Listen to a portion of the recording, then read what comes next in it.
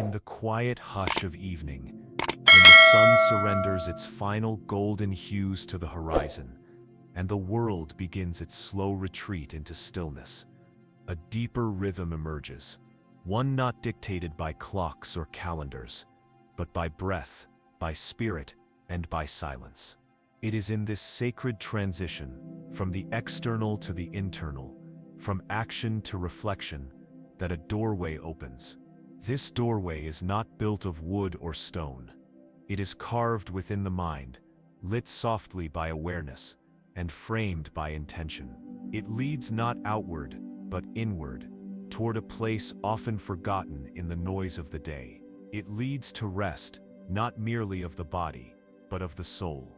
The ancients knew of this threshold. Long before electricity split the night into fragments of light, long before screens captured our gaze and fractured our attention, humanity knew the importance of nightfall. In Buddhist traditions whispered through temples, mouthed in monasteries, and carried in the breath of monks across centuries, there lived a profound reverence for the closing of day. It was not a moment to be rushed or dismissed, but a ritual, a sacred rhythm. It was a time for soft surrender, for inner alignment, and for acknowledging the impermanence of all things. Before sleep, in that liminal space between wakefulness and dreaming, the mind softens. The ego loosens its grip.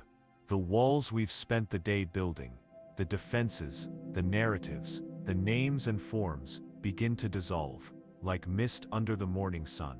This is the precise moment when spiritual practice deepens. This is when a phrase, a mantra, or a sacred invocation has the power to pierce through layers of distraction and settle deep into the heart. Not as thought, not as philosophy, but as vibration, as truth. For those who walk the path of mindfulness, of compassion, of conscious living, these evening moments are not to be wasted. They are invitations. They are echoes of the Dharma, the teachings that guide us back to the center, to what is real. To utter a sacred phrase before sleep is not merely a poetic habit. It is an act of alignment. It is an offering of the day's weight. It is a cleansing of the mind's residue. It is a declaration that even in sleep, one can remain connected to the light. But before the phrases are spoken, before the tongue dances to ancient syllables, and the breath carries intention like a boat across a still lake, there must be silence. There must be space. There must be readiness, not just of the voice, but of the spirit. This is why the opening of such a ritual begins not with chanting, but with listening, with sensing, with simply being. To prepare for sacred rest, one must first arrive, not at a destination, but at oneself. She enters the room perhaps, or he closes the door. Maybe the lights are dimmed, or perhaps a candle flickers, its flame a mirror of the soul's quiet hunger for clarity. There is no one correct setting. There is only presence. The ancient masters did not prescribe furniture or fragrances. They whispered of posture and breath, of attention and humility. And so, in the modern world, surrounded by comfort or chaos, anyone can step into this sacred pause. All it takes is the will to listen, not to music or media, but to the self. The breath is where it begins. Inhalation, exhalation, again and again. No need to manipulate it, only to notice, to feel the air enter cool and exit warm, to sense the rise and fall of the chest, the subtle expansion of the belly, the tiny pause between each cycle. This is the first mantra, the one given not by language but by life itself. The breath becomes the gatekeeper. It opens the body, slows the mind, and prepares the soul for what comes next. In the monastic traditions of Zen, the beginning of any deep practice is marked by stillness, a stillness not devoid of life, but brimming with it, a silence so full, it sings. As a monk bows before the mat, so too must we bow, perhaps not physically, but energetically. We bow to the moment, to its purity, to its potential. We bow to ourselves, not the self of ego or story, but the self that watches, that feels, that breathes, the observer, the sacred witness. Evening rituals were never meant to be grand performances. The Buddha himself, it is said, often sat in utter simplicity beneath the Bodhi tree, his form merging with the silence around him. The practices he inspired were meant not for temples alone, but for the hearts of all who suffer, all who seek, all who long for peace. The phrases we will explore, the sacred sounds to be whispered into the falling night, are not reserved for monks. They belong to anyone who seeks to close the day with grace. The first act, then, is not recitation. It is reverence, a willingness to pause, to step out of the mental momentum that has carried us through the hours, and to return, with softness, to what is here. The bed may be unmade, the room may be cluttered, the thoughts may still race, but none of that is a barrier. The invitation is always open. The sacred does not demand perfection. It asks only for presence. In the quiet preparation for rest, even small gestures become sacred. The dimming of the light becomes a signal to the body. The silence of the phone becomes a kindness to the mind. The soft folding of a blanket becomes an act of compassion. It is not what we do, but how we do it, with mindfulness, with intention, with care. There are no grand cathedrals needed, no incense, if none is present, no bells unless the heart itself begins to ring. In Buddhism, the temple is within, the altar is the breath, the offering is the attention we bring, and in the stillness of night, when the distractions fade, that temple opens more easily. It asks only for our willingness to enter. In many lineages, practitioners are taught that the final thoughts of the day shape the mind of sleep. Just as a seed contains the shape of the future tree, the final words we carry into slumber shape the soil of the subconscious. And so, choosing those words wisely is not superstition, it is spiritual hygiene. It is a form of deep self-respect. Before the sacred phrases are offered, before their meaning and vibration are allowed to ripple into the nervous system and echo into the dreaming mind, this preparation sets the ground. Like the gardener softens the earth before planting, like the artist clears the canvas before painting, we too must prepare the field of the heart. Let the shoulders drop, let the jaw soften, let the hands rest open, palms up ready to receive. Let the eyes close not in avoidance, but in inward turning. Let the spine lengthen, not in tension, but in quiet dignity. Posture is not about aesthetics. It is about energy. The body becomes an instrument, and the breath its melody. In the Tibetan tradition, there is a concept known as bardo, a transitional state. Sleep is considered a kind of mini bardo, a rehearsal for death, a temporary letting go of form and identity. And just as one might wish to meet death with grace, one can meet sleep with the same spirit. It is not morbid, it is mindful. Each night becomes a ceremony, a chance to practice surrender, to loosen the grip of self, to trust the great unfolding. Thus we prepare, gently, without rush, without expectation. Some nights the mind may resist, other nights it may weep, and some nights it may simply sigh, relieved to be met with such kindness. Whatever arises, we welcome it. We do not fight the noise, we hold it in the arms of awareness. The goal is not silence outside, but stillness within. From this stillness, the phrases will rise. They will not be shouted, they will be whispered, repeated, imbibed like warm tea. They are not spells, they are reminders, keys that unlock doors to compassion, to wisdom, to peace. Each one a thread, woven through generations of seekers, teachers, wanderers, and sages. And tonight they are offered to you, not as a doctrine, but as a gift. But the gift must be received, and to receive it, one must be open. So we begin, not with speech, but with silence, not with mantras, but with breath, not with ideas, but with presence. This is the sacred beginning, the quiet unfolding, the arrival. The day has given all it could. The tasks have been done, or not. The lists have been written, or forgotten.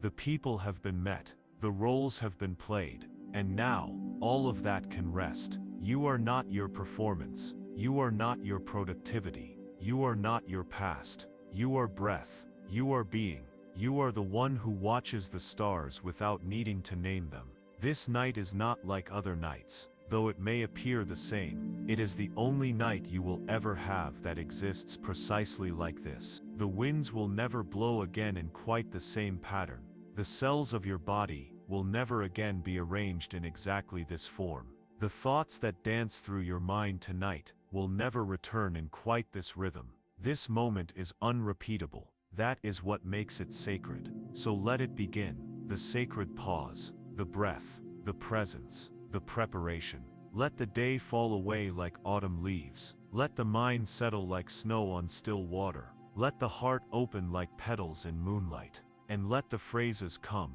one by one, carried not just by voice, but by soul. The night is ready, and so are you. There is something deeply human about being welcomed, not with formality or fanfare, but with presence, with the kind of quiet invitation that says, "You belong here." As the night deepens and the outer world softens, there emerges a space, a sacred space, meant for precisely this kind of arrival. No expectation, no need to prove, perform or explain. Only the soft assurance that one has entered a place of safety, a place of return. And so the voice of the evening speaks, not as a command, but as a companion. It speaks to the part of each person that has grown tired from carrying the weight of the day. It speaks not to the mind that races, but to the soul that remembers. Remembers how to rest, how to breathe, how to listen. Welcome, it says. Welcome to this moment. Welcome to the breath in your chest and the silence in your room.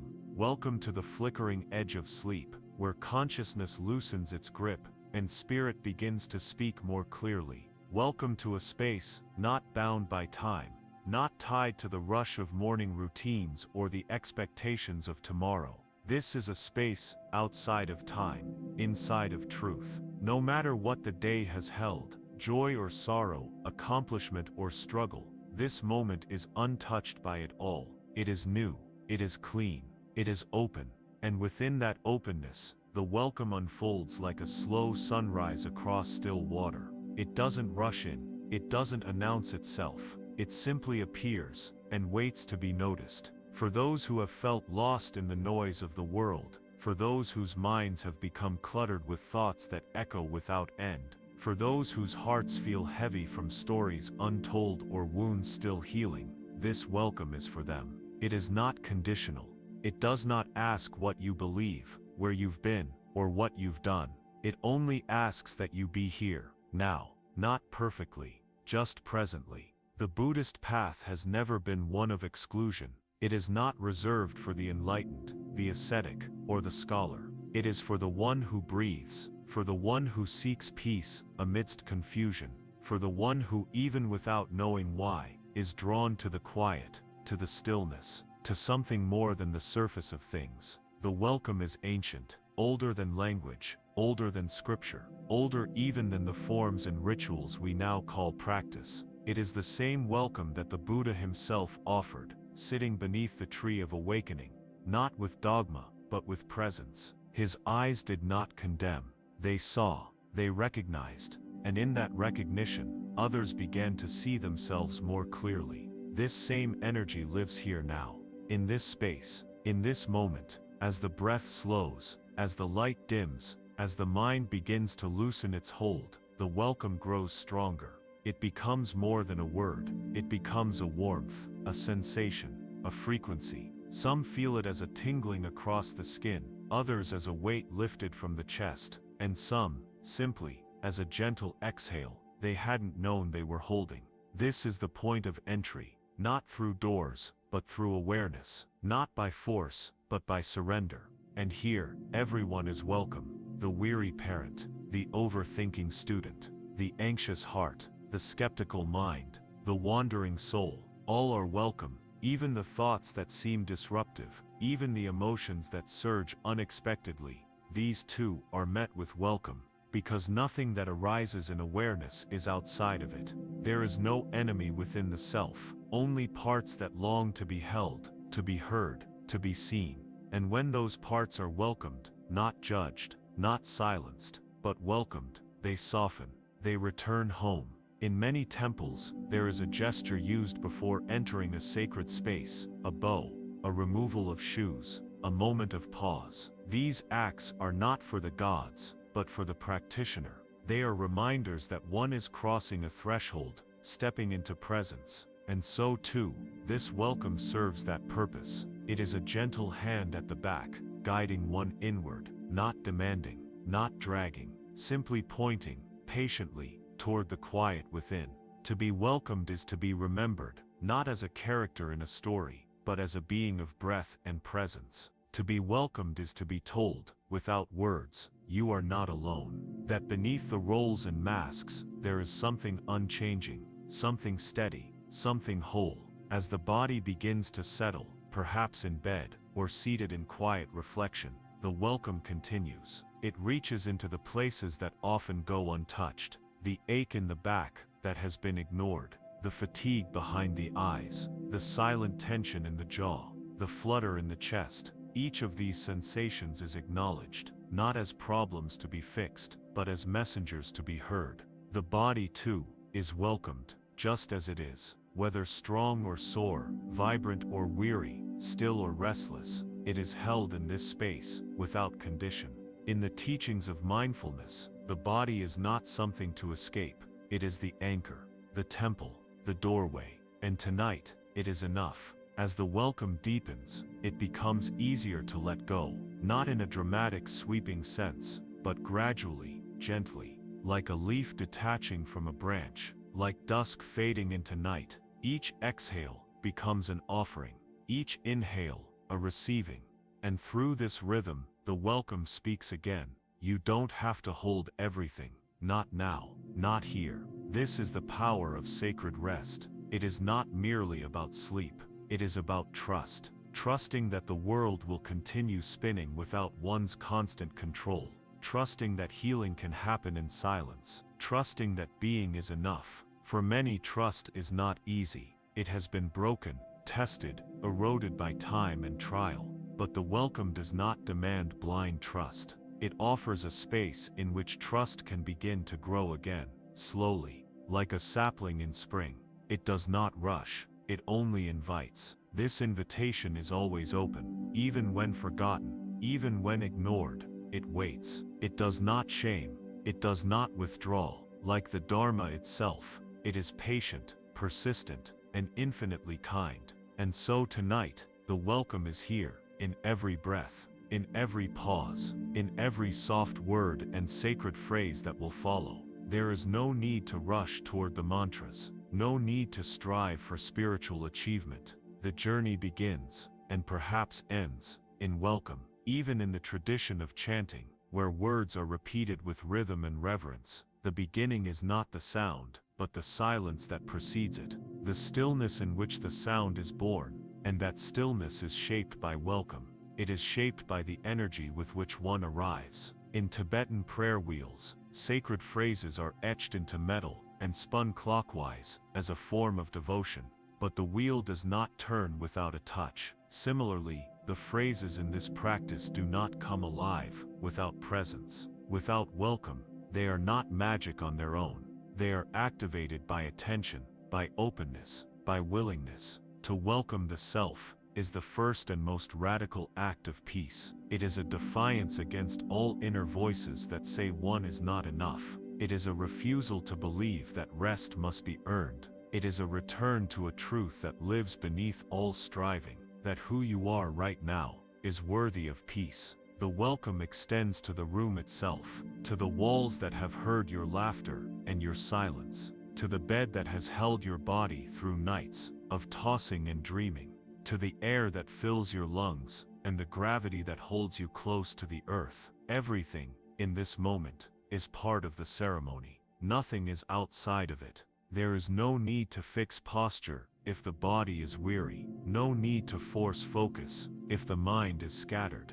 The welcome includes even the resistance, even the distractions. They too are part of the human experience. And because they are part of you, they are part of this space. This is a radical hospitality, not a curated selective one, but an all-encompassing embrace. It mirrors the Buddhist practice of metta, or loving kindness, where one extends goodwill, not just to friends, but to enemies, to strangers, and finally, to oneself. The welcome here is a form of metta, a soft, enduring kindness. As the welcome continues to settle into the body and mind, something shifts. It is subtle, a loosening, a lightening, a sense that the burden, whatever it is, does not need to be carried alone, or perhaps does not need to be carried at all.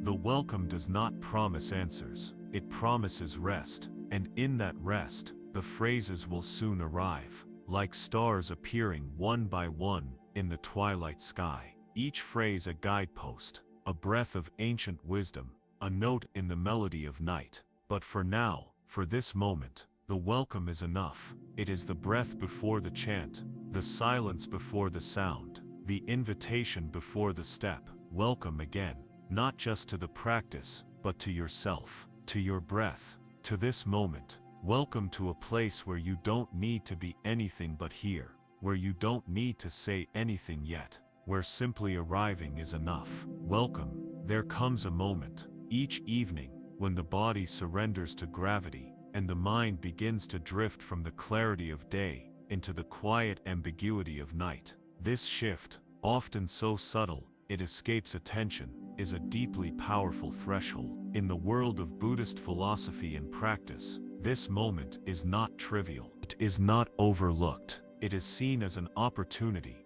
an opening through which the sacred can enter, if only one is willing to invite it. This offering, this sacred unfolding of language and presence, has a purpose, and though the surface may suggest simplicity, the intention runs deep. These 5 phrases, each selected from the heart of Buddhist traditions, are not casual sayings. They are not affirmations crafted for temporary comfort. They are ancient, alive, vibrational threads that connect those who speak them to lineages of wisdom, to generations of seekers, to the still centers of temples, tucked into mountains and forests across time. The purpose of this experience is not merely to calm the mind, though calm may come.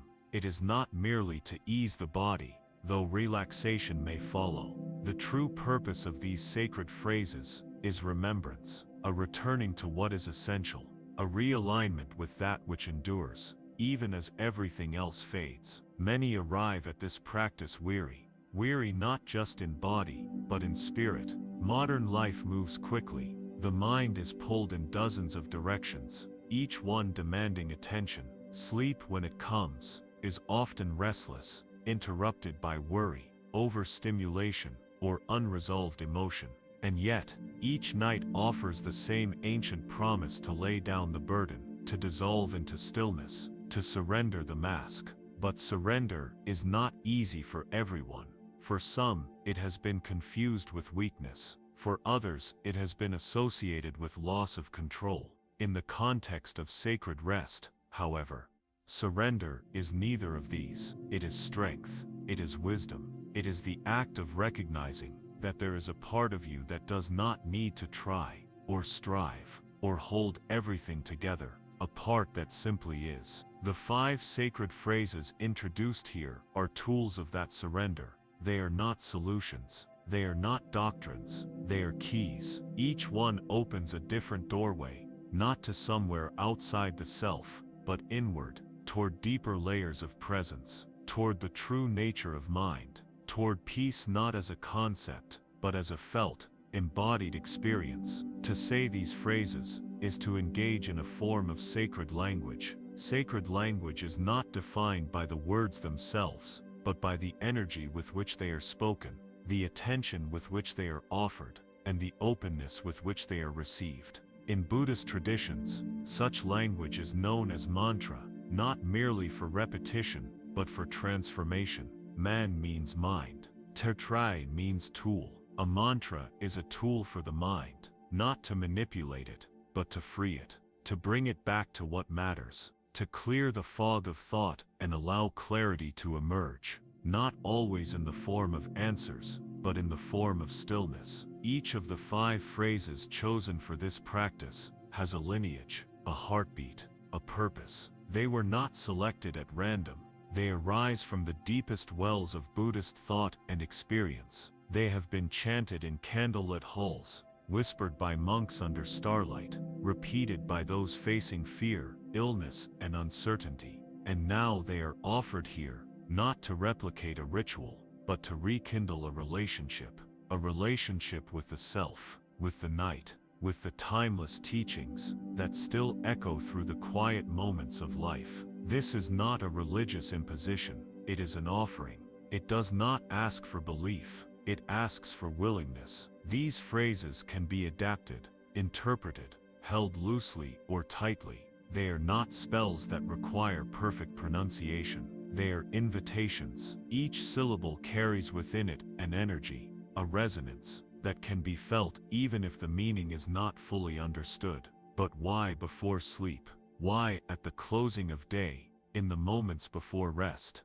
Because the mind, at night, is receptive. It is open in ways it cannot be during the day. It is less defended, less driven by identity, memory, or task. In the liminal space between waking and sleeping, the usual filters fade, and what is spoken, or even thought, in this space can travel deeper. It can leave impressions, not just on the surface, but in the depths. It can plant seeds that blossom in dreams, or in waking life days or weeks later. This is why monks and lay practitioners alike often include recitation in their evening rituals, not because the sounds themselves change the world, but because they change the one who speaks them, because they remind the practitioner of something true, something real, something eternal. The first phrase, when it comes, will speak to compassion, to the great ocean of kindness that underlies all suffering. The second will speak to devotion, to the luminous presence that holds us even when we forget.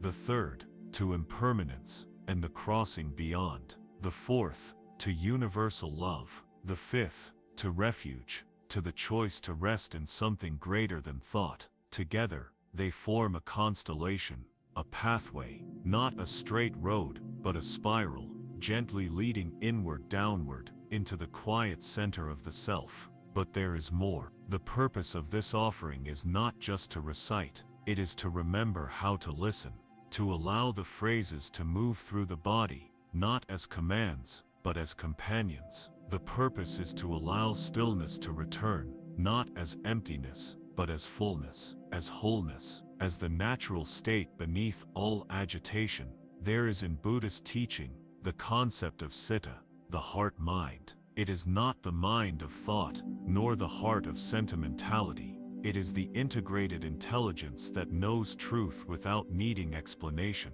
It is the part of you that hears a sacred phrase and responds not with analysis, but with stillness, with peace, with resonance. These phrases are for the citta. They are not for argument, or debate, or definition. They are for connection.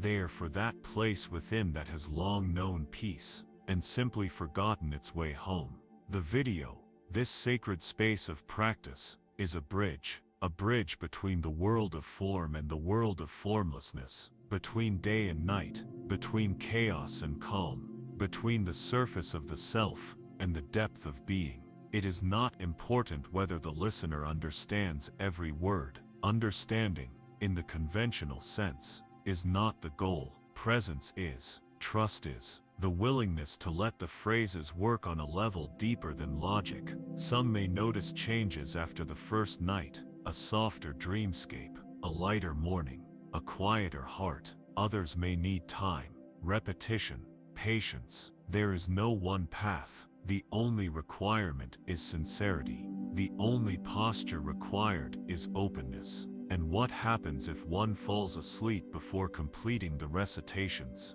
That too is welcome.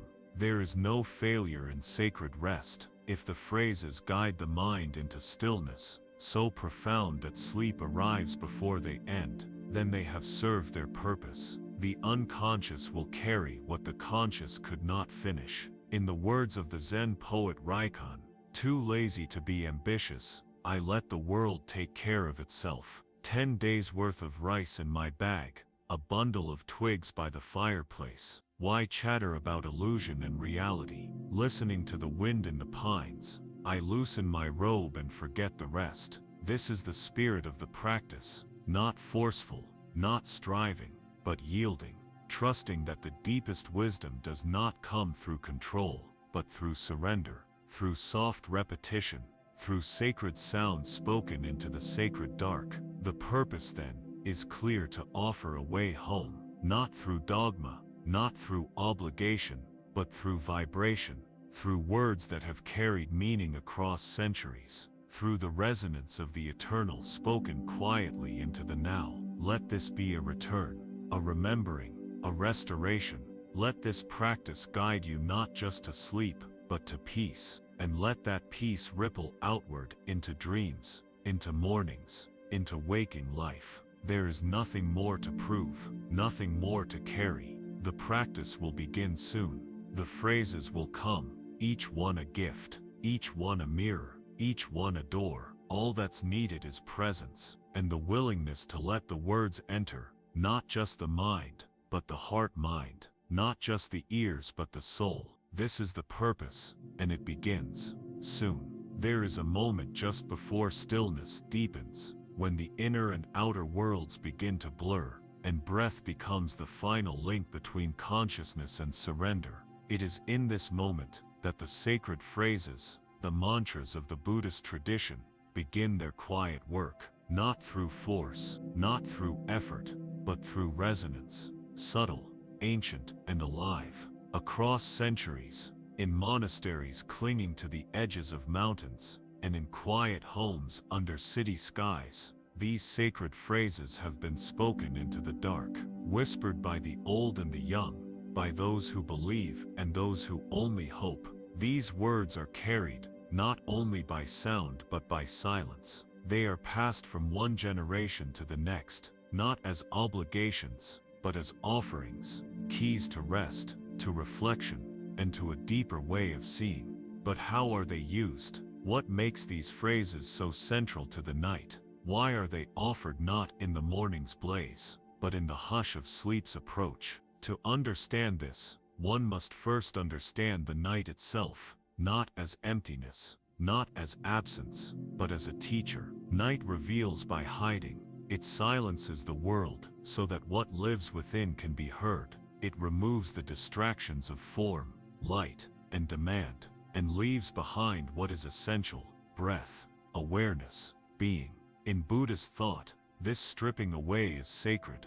It mirrors the practice of renunciation, not as denial, but as deep clarity. When the unnecessary is set down, the true can be seen. And what better time to set things down than before sleep, when the body no longer needs to act, and the mind begins to rest. The sacred phrases are spoken into this fertile silence. They are like seeds, and the mind, softened by the evening, and ripened by the rituals of quiet and care, becomes the soil. Each word, each syllable, is a breath in that soil, a presence, a vibration. They do not demand understanding. They do not beg for belief. They simply ask to be welcomed. In many traditions, the recitation of sacred phrases begins with intention. Intention is not a goal. It is not something to be achieved. It is a direction of attention, a way of saying, "I am here, and I am willing." Before a mantra is spoken, the practitioner may bow, physically or internally, not as submission, but as devotion. A bow to the moment, a bow to the mystery, a bow to the self that lies beneath identity. From this posture of reverence, the phrase is spoken, sometimes aloud, sometimes whispered, sometimes only in the mind. The voice is not the power. The attention is whether the phrase is heard by the ears or felt in the body. Its work begins the same way, with presence. The repetition is slow. It is not rushed. In fact, it cannot be rushed. To rush is to step out of the present, and these phrases are only alive in the now. They are not recited like lists or slogans.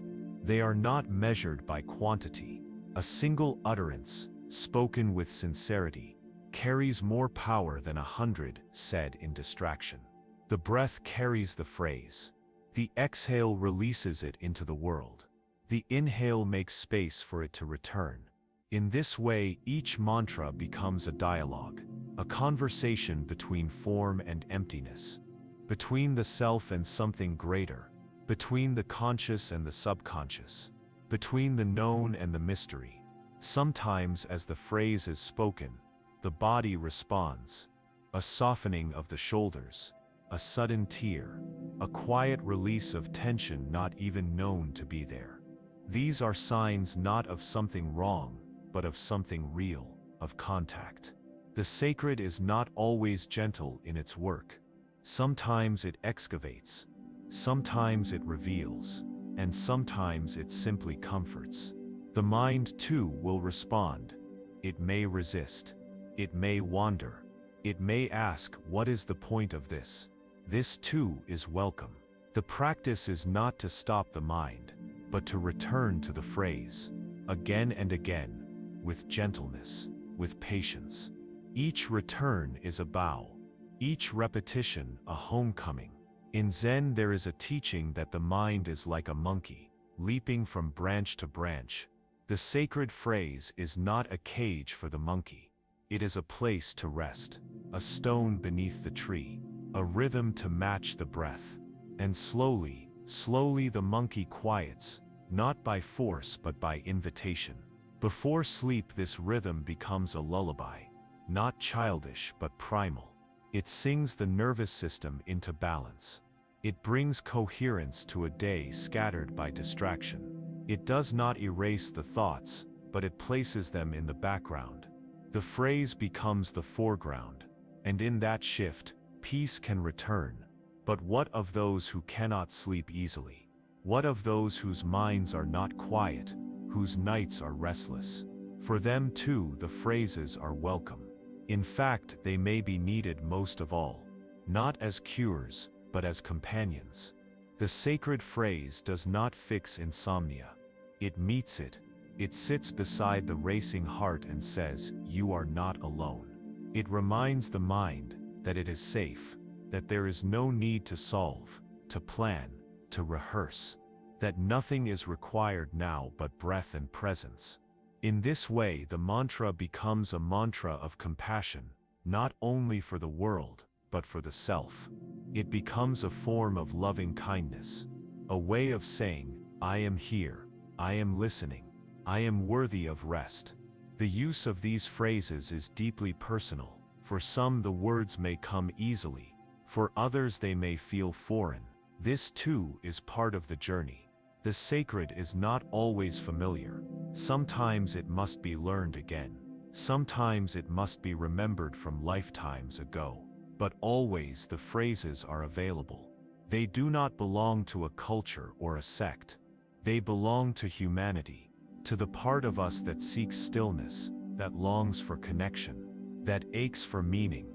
As the phrase is repeated, it may change. Its sound may shift, its rhythm may adjust. This is not a failure. This is the phrase becoming yours. This is the sacred molding itself to your breath, your cadence, your need. There is no correct way. There is only sincere way. In traditional practice, some phrases are chanted 108 times. Some are repeated until the mind quiets. Some are spoken once and then held in silence. The method is flexible. What matters is presence. What matters is intention. What matters is attention. The phrase can be spoken sitting up, lying down, standing in the dark. It can be spoken in the bathroom, in the garden, in the train seat before closing your eyes. The sacred is not concerned with setting. It is concerned with sincerity, with awareness, with the heart behind the sound. Each night as the phrase is spoken, it leaves an imprint, not on paper but on consciousness. Like water over stone, it carves gently, gradually. Over time, a path is formed, a channel, a place within, where peace flows more freely, where rest comes more naturally, where stillness is not foreign, but familiar. This is the true use of the sacred phrase, not as magic, but as memory. A memory of the self that is whole. A memory of the self that does not need to strive. A memory of the self that is, always, already at peace. As one lies down at night and begins to repeat the words, they are not spoken to impress or to achieve. They are spoken to return, to come back to what has always been there beneath the thoughts, beneath the stories, beneath the names. In this way, each sacred phrase is both a path and a destination, a map and a home. Spoken into the quiet, they open a door, not to somewhere new, but to something forgotten, to the part of the self that already knows how to rest. The Buddhist tradition, in all its forms, Theravada, Mahayana, Vajrayana, offers these phrases, not as commandments, but as gifts. They are meant to be received with open hands, with an open heart, and in that receiving, something opens within. Each night is a chance to return, to breathe, to speak, to remember, and in that remembering, to sleep, not as escape, but as embrace, as surrender, as healing. The sacred phrases are more than words, they are frequencies. They are companions. They are teachers, and tonight they will speak again. Before any sacred phrase can truly take root, before words are spoken or received, there must be stillness, like the pause before a wave crests, or the silence between notes in a melody. That stillness begins with breath. Breath is the first teacher, the first guide. It is older than language, older than name. It arrives with birth and leaves only at death, and in between, it carries us often unnoticed, yet always present. In Buddhist tradition, breath is not merely biological, it is spiritual. It is not just oxygen passing through lungs, but awareness moving through being. The breath connects the seen with the unseen. It is both bridge and traveler, constantly flowing between form and emptiness, effort and surrender. And so, before the sacred words are invited in, the breath must be acknowledged, not changed, not controlled. Simply noticed, welcomed, like a friend, long forgotten, but always loyal. This then, is the beginning of the beginning. A quiet sitting, a resting of the body, a listening to the breath, not for its sound, but for its truth. The body may be lying down, or seated, or even reclined in still comfort. There is no single posture required. The only requirement is presence. The willingness to be here, now. He begins to feel it first in the nostrils, a coolness as the breath enters. Then, the warm exhale. In swell, she notices the gentle rise of the chest, the subtle expansion of the ribs, the way the belly softens with each inhale, contracts gently with each exhale. The breath, like a wave, comes and goes, again and again and again. No need to deepen the breath, no need to slow it unnaturally. Simply let it be, let it find its own rhythm. The mind may want to do something, may want to improve or enhance the breath, let that go. This is not about performance, this is about presence. Each breath is already perfect in its own way. It does not need fixing, it needs witnessing. In this witnessing, something shifts, the body begins to soften, the jaw loosens, the shoulders drop. The hands, perhaps curled from the tension of the day, begin to open. The toes unfurl, the muscles release their grip, and the nervous system, often overstimulated and overlooked, begins to trust again. Trust the quiet. Trust the moment. Trust that it is safe to be here. In Zen teachings, there is a phrase, the breath breathes itself. The practitioner is not instructed to control the breath, but to follow it, like watching clouds drift across the sky, like observing a stream flow over stones. There is nothing to do but allow, and in that allowing, the watcher awakens. The presence deepens, the moment expands. Try now, gently, to follow 3 breaths, not as task, not as test, simply as gift. 1 inhale, feel it rise.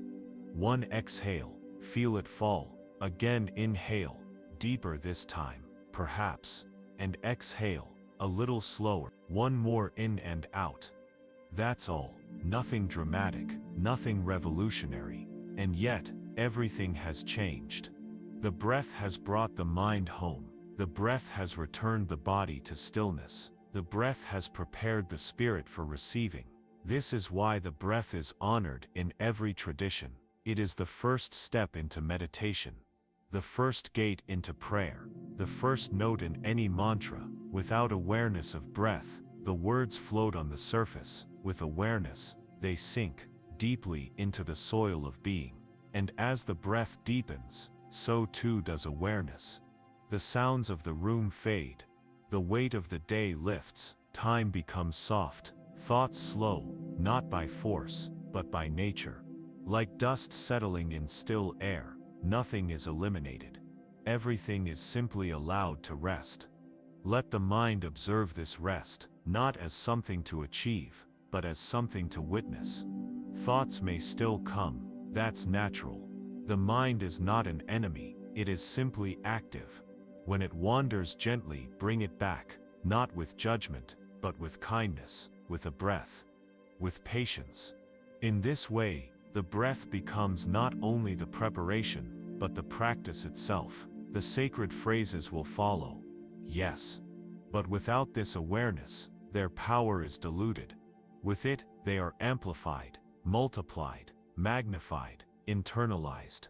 Let this be known now. This breathing is not separate from the path. It is the path. In the stillness of the body, in the rhythm of the inhale and exhale, the Dharma speaks, without words. The breath teaches what the intellect cannot. It teaches presence, impermanence, non-attachment, compassion. With each inhale, receive. With each exhale, release. Inhale, welcoming whatever arises. Exhale, letting go of what is not needed. Again inhale, feeling the chest open, the ribs expand, the lungs fill. Exhale, allowing tension to leave, dissolving into the earth. This cycle continues, uninterrupted, ancient and sacred. Some may find with time that the breath slows naturally. Others may find it remains quick or shallow. Both are acceptable. There is no correct breath. There is only honest breath. To meet it as it is, that is the practice. As the breath continues, it becomes easier to feel into the body, to sense what is held. Where is there tightness? Where is there ease? This is not analysis, it is awareness. Let the breath move toward those areas, not to fix, but to illuminate, to bring warmth, to bring space. Perhaps there is pain, emotional, physical. Let the breath touch it, not to remove, but to accompany, to offer presence. Often, what hurts most is not the pain itself, but the loneliness within it. The breath says, "You are not alone." This is why in Buddhist texts, the breath is often equated with compassion. It is the part of you that never leaves you. Even when the mind abandons itself, the breath remains faithful, constant, gentle. Let this be a moment of appreciation for the breath, for the body, for this time, for the willingness to show up. Many rush to mantras without this pause, without this grounding. But the greatest chant is meaningless without presence. Presence begins here, in breath. Now, let the silence stretch just a little longer. Let the breath continue without commentary. Let the body remain heavy or light. Let the thoughts come and let them go. Let yourself be breathed. Be still. Be here. A few more breaths now. Let them anchor. Let them expand. Let them soothe. And let them lead you toward the phrases to come. This is not an ending. This is an opening. The sacred phrases will follow, but they will arrive not from above, not from outside, but from within, from the stillness you've cultivated, from the breath you've followed. And so, with one more slow inhale, and one more full exhale, know this: you are ready. The breath has prepared the way. Now the words may enter. It begins with a sound, not the sound of machines, or voices, or even music, but something older, simpler, more essential, a vibration that feels less like speech, and more like memory. It rises not from the lips, but from somewhere deeper, from the core. It is spoken softly, or silently. It does not shout. It hums. It resonates. and in its quiet repetition, it reveals what cannot be explained. Om Mani Padme Hum, 6 syllables, timeless, weightless, infinite. This phrase is not merely a mantra, it is a universe condensed into sound. For those who have walked the path of Buddhism, particularly the Vajrayana and Tibetan traditions, these 6 syllables have carried lifetimes of meaning, spoken on mountaintops, carved into stones, spun in prayer wheels, whispered at the moment of death, and chanted in the hush of midnight. Om Mani Padme Hum is not a decoration of ritual, it is the heartbeat of compassion. To begin with pronunciation, each syllable stands alone, and yet flows into the next. Om as in hum, resonant and round. Many as in mother, soft and open. Many as in need, clean and light. Pad with a soft pass, and a firm deg, steady and earthy. Many as in may, fluid and airy. Hum as in hum, but vibrational, ending with the closing hum of stillness. Om be many as Padme Hum, each syllable, like a drop of water, falling into the still lake of consciousness. The phrase originates from Avalokiteshvara, the bodhisattva of compassion, known as Chenrezig in Tibetan. Avalokiteshvara is not merely a figure in scripture, he is the embodiment of boundless, fearless compassion, an energy, a presence, a vow. In many temples and households, his image watches over the altar, eyes gently lowered, hands open, his 1,000 arms representing 1,000 ways to help all sentient beings. To speak this mantra is to call upon that energy, not to beg, not to plead, but to remember, to realign with the part of ourselves that is capable of compassion, not only for others, but for ourselves, for our flaws, our fears, our failures, for the parts of us that long to rest and have not yet found permission. Before sleep, when the defenses fall, when the mind returns to its raw state, this phrase becomes more than sound, it becomes medicine. Om Mani Padme Hum is often translated, imperfectly, as the jewel is in the lotus, yet even this does not contain its depth. Om, the primordial vibration, calls all things into presence. Mani Padme, the jewel, represents the awakened mind, luminous and indestructible. Padme, the lotus, signifies purity born from the mud, growth through struggle, beauty through imperfection. Hum, the final syllable, grounds the entire chant, symbolizing indivisibility, union, completeness. Together these 6 syllables hold the full path of awakening, from the call to presence, through compassion, transformation, and finally, integration. In Tibetan practice, this mantra is considered so sacred, so complete, that its repetition alone is said to purify negative karma, protect from harm, and plant the seeds of awakening. But beyond mystical interpretation lies a quieter, more intimate truth. The mantra soothes, it centers, it calls us home. There is something deeply human in its rhythm, a cadence that matches breath. Om with the inhale, Mani Padme Hum with the exhale, or 1 syllable per breath. However it is spoken, it finds the body's natural pace. It does not rush, it does not strain, it flows. For someone lying in bed, perhaps on their side, in the dark, unsure whether they will sleep or stay restless, this phrase becomes a lifeline, not because it forces silence upon the mind, but because it gives the mind something true to hold, a sacred thread, leading away from worry and toward the present, a soft whisper that says, "This is enough, you are enough, let go now." As the phrase is spoken, aloud or silently, the room begins to shift, not in form but in feeling.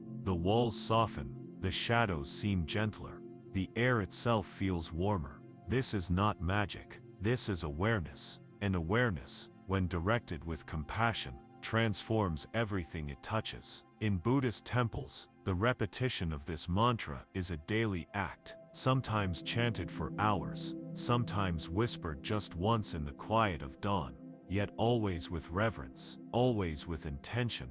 The sound becomes an offering, not to a god, but to all beings, and in that offering, something opens. That opening can be felt even now, even here, in the space between words, in the stillness between breaths, in the gentle pull of the mantra, as it repeats, Om Mani Padme Hum, and again, Om Mani Padme Hum, and again.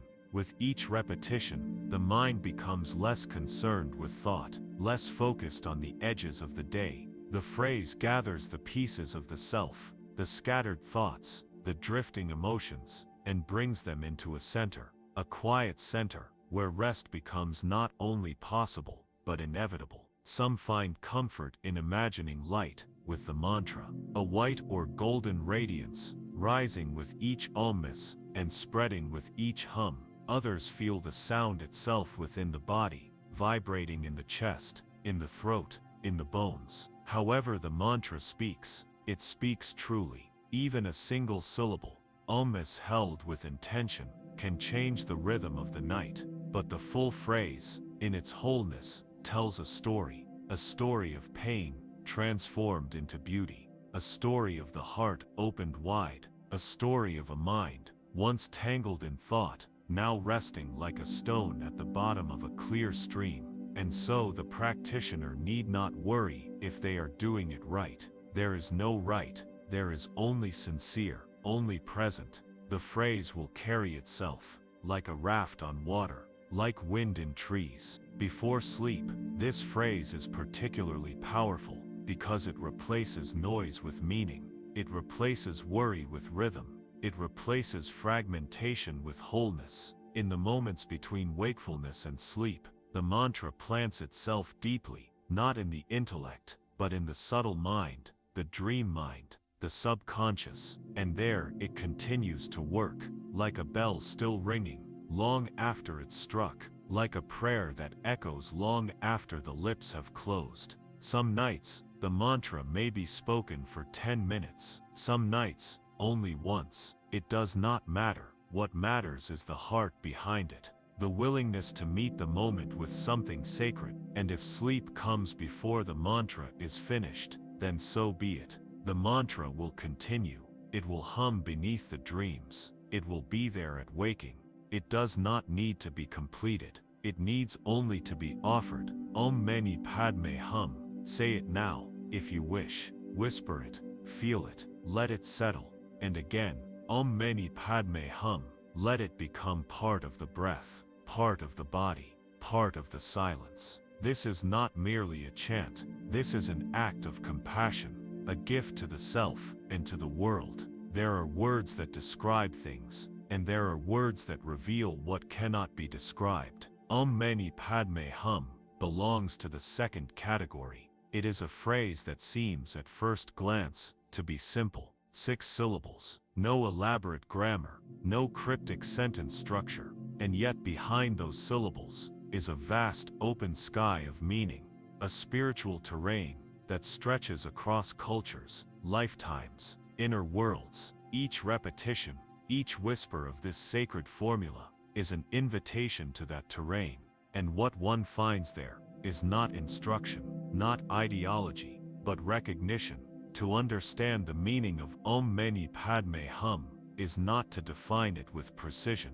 It is to meet it, to approach it with the reverence of one who gazes at a mountain and knows that the view is only the beginning of what the mountain is. The phrase itself is layered, each syllable a doorway, and behind each doorway a teaching, not of doctrine, but of being.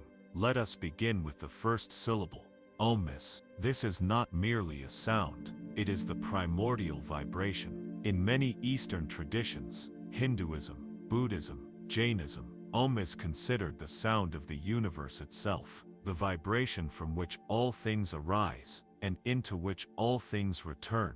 It contains past, present, and future. In the Vajrayana Buddhist understanding, it is said to purify pride and ego, the clinging to self that separates us from others and from the flow of life itself. When chanted, Om centers the practitioner. It draws awareness away from surface chatter and into the vast silence beneath. It cleanses. It creates space for what follows. Then comes Ma, soft, maternal, resonant with mercy. This syllable purifies jealousy, and the attachments we form through comparison. It is said to touch the heart chakra, opening it to the quiet force of compassion.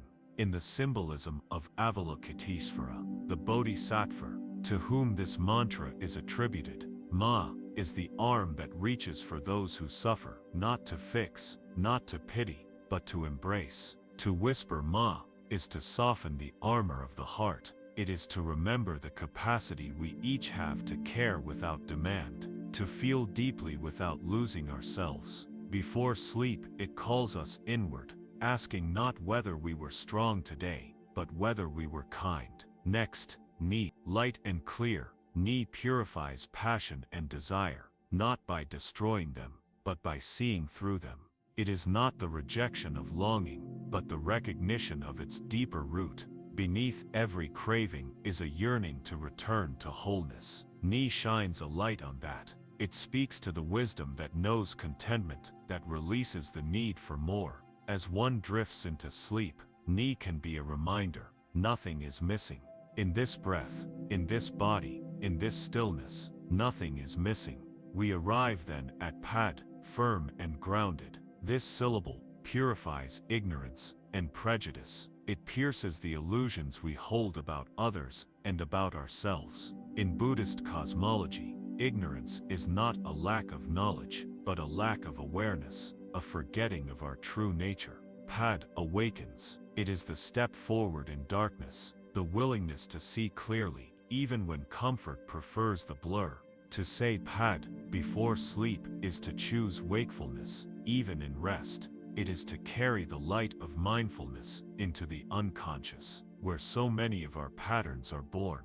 Then Me, airy, delicate. Me purifies possessiveness, the tendency to hold, grasp, control. It invites release, letting go, trusting the flow of things. Me is the open hand. It is the breath that does not cling, the sleep that arrives only when we stop chasing it. In the lotus metaphor, Me is the unfolding, the moment when the flower opens, not because it was told to, but because the sun touched it just enough. And finally, Hum, the closing, the seal, the hum of being. This syllable represents indivisibility, the unity of method and wisdom, of compassion and emptiness. It is the integration of all that came before it. In many interpretations, Hum purifies hatred and aggression. It does not suppress rage. It transmutes it. It returns all emotions to their original state, energy. To say Hum is to affirm that everything belongs, that nothing must be excluded, that awakening is not somewhere else, but here, in this body, in this night, in this exact moment. Together, these 6 syllables carry not only spiritual theory, but direct experience. They are not separate pieces. They are one flow, a cycle of purification and return. Om Mani Padme. Hum is then more than a mantra. It is a map of transformation, from suffering to wisdom, from grasping to peace, from separation to unity. But this map is not conceptual, it is vibrational. Its meaning is not fully grasped by the mind, but by the body, by the breath, by the subtle awareness that lives beneath language. This is why, for centuries, this mantra has been carved into stones and worn into beads, why it has been chanted by monks in frozen caves, and by farmers in rice fields, why it has traveled from the lips of the dying into the silence of the beyond, not because everyone understood its meaning in the same way, but because everyone felt it. It speaks not only across languages, but across dimensions of being. For the one preparing to sleep, its meaning is especially potent. In the quiet of night, when the mind has loosened and the soul is open, the teachings held in each syllable can enter more deeply, not as lessons, but as frequencies, not as theory, but as presence. To chant this mantra before sleep is to let the body release its tension, to let the emotions be held in compassion, to let the thoughts be cradled, not criticized. It is to say, may I be kind to myself now, and may all beings find peace, because while the mantra purifies the individual, it also benefits all sentient life. This is its deeper vow, its bodhisattva heart. To chant it is not only to seek peace for oneself, but to offer that peace outward, in ever-widening circles, from the self, to loved ones, to strangers, to those who suffer, to the earth itself. This is the meaning that cannot be written. That Om Mani Padme Hum is not only sound, it is service, it is surrender, it is the echo of awakening, spoken softly into the ears of sleep. Each syllable holds a mirror, and when spoken sincerely, these mirrors do not show flaws. They show the face of the original self, the self untouched by time, by mistake, by fear. Some will ask, but what does it mean for me? And the answer is always, listen, not with ears, but with heart, with stillness, with willingness. The mantra will teach, not in the language of logic, but in the language of stillness. Over time, its meaning will become known, not as fact, but as feeling. To sleep with this mantra is to be wrapped in something ancient and real, not to escape the world, but to remember one's place in it, not to abandon the day, but to let it go with grace, not to chase enlightenment, but to rest in what already is. Om Mani Padme Hum. It means nothing, and it means everything. It means you are already whole. It means the jewel is not far. It is here, in the mud, in the heart, in the breath. It means even now, you are home. There is a threshold, barely perceptible, that every human being crosses each night. It is the space between awareness and surrender, between the controlled and the uncontrollable, the grasped and the let go. And while many cross it unconsciously, it is here, in this liminal passage, that transformation waits. To bring a sacred phrase, like Om Mani Padme Hum into this passage, is not an act of performance or tradition alone. It is a conscious choice, a spiritual gesture, a way of saying, I choose to meet this moment with reverence. The question often arises, when is the right moment to use this mantra before sleep? And the answer is both simple and profound. Whenever you are ready to meet yourself. It is not dictated by the hour on the clock or by how silent the room is. It is marked by a willingness to turn inward, to drop gently out of the surface layers of daily identity and into something quieter, subtler, more real. Perhaps the light is already dim. Perhaps the sheets are drawn, and the night sounds outside the window have begun their slow rhythmic chant. The body, heavy with fatigue, rests against the mattress. The phone is off. The door is closed, or perhaps not. Perhaps the external world remains noisy and disorganized.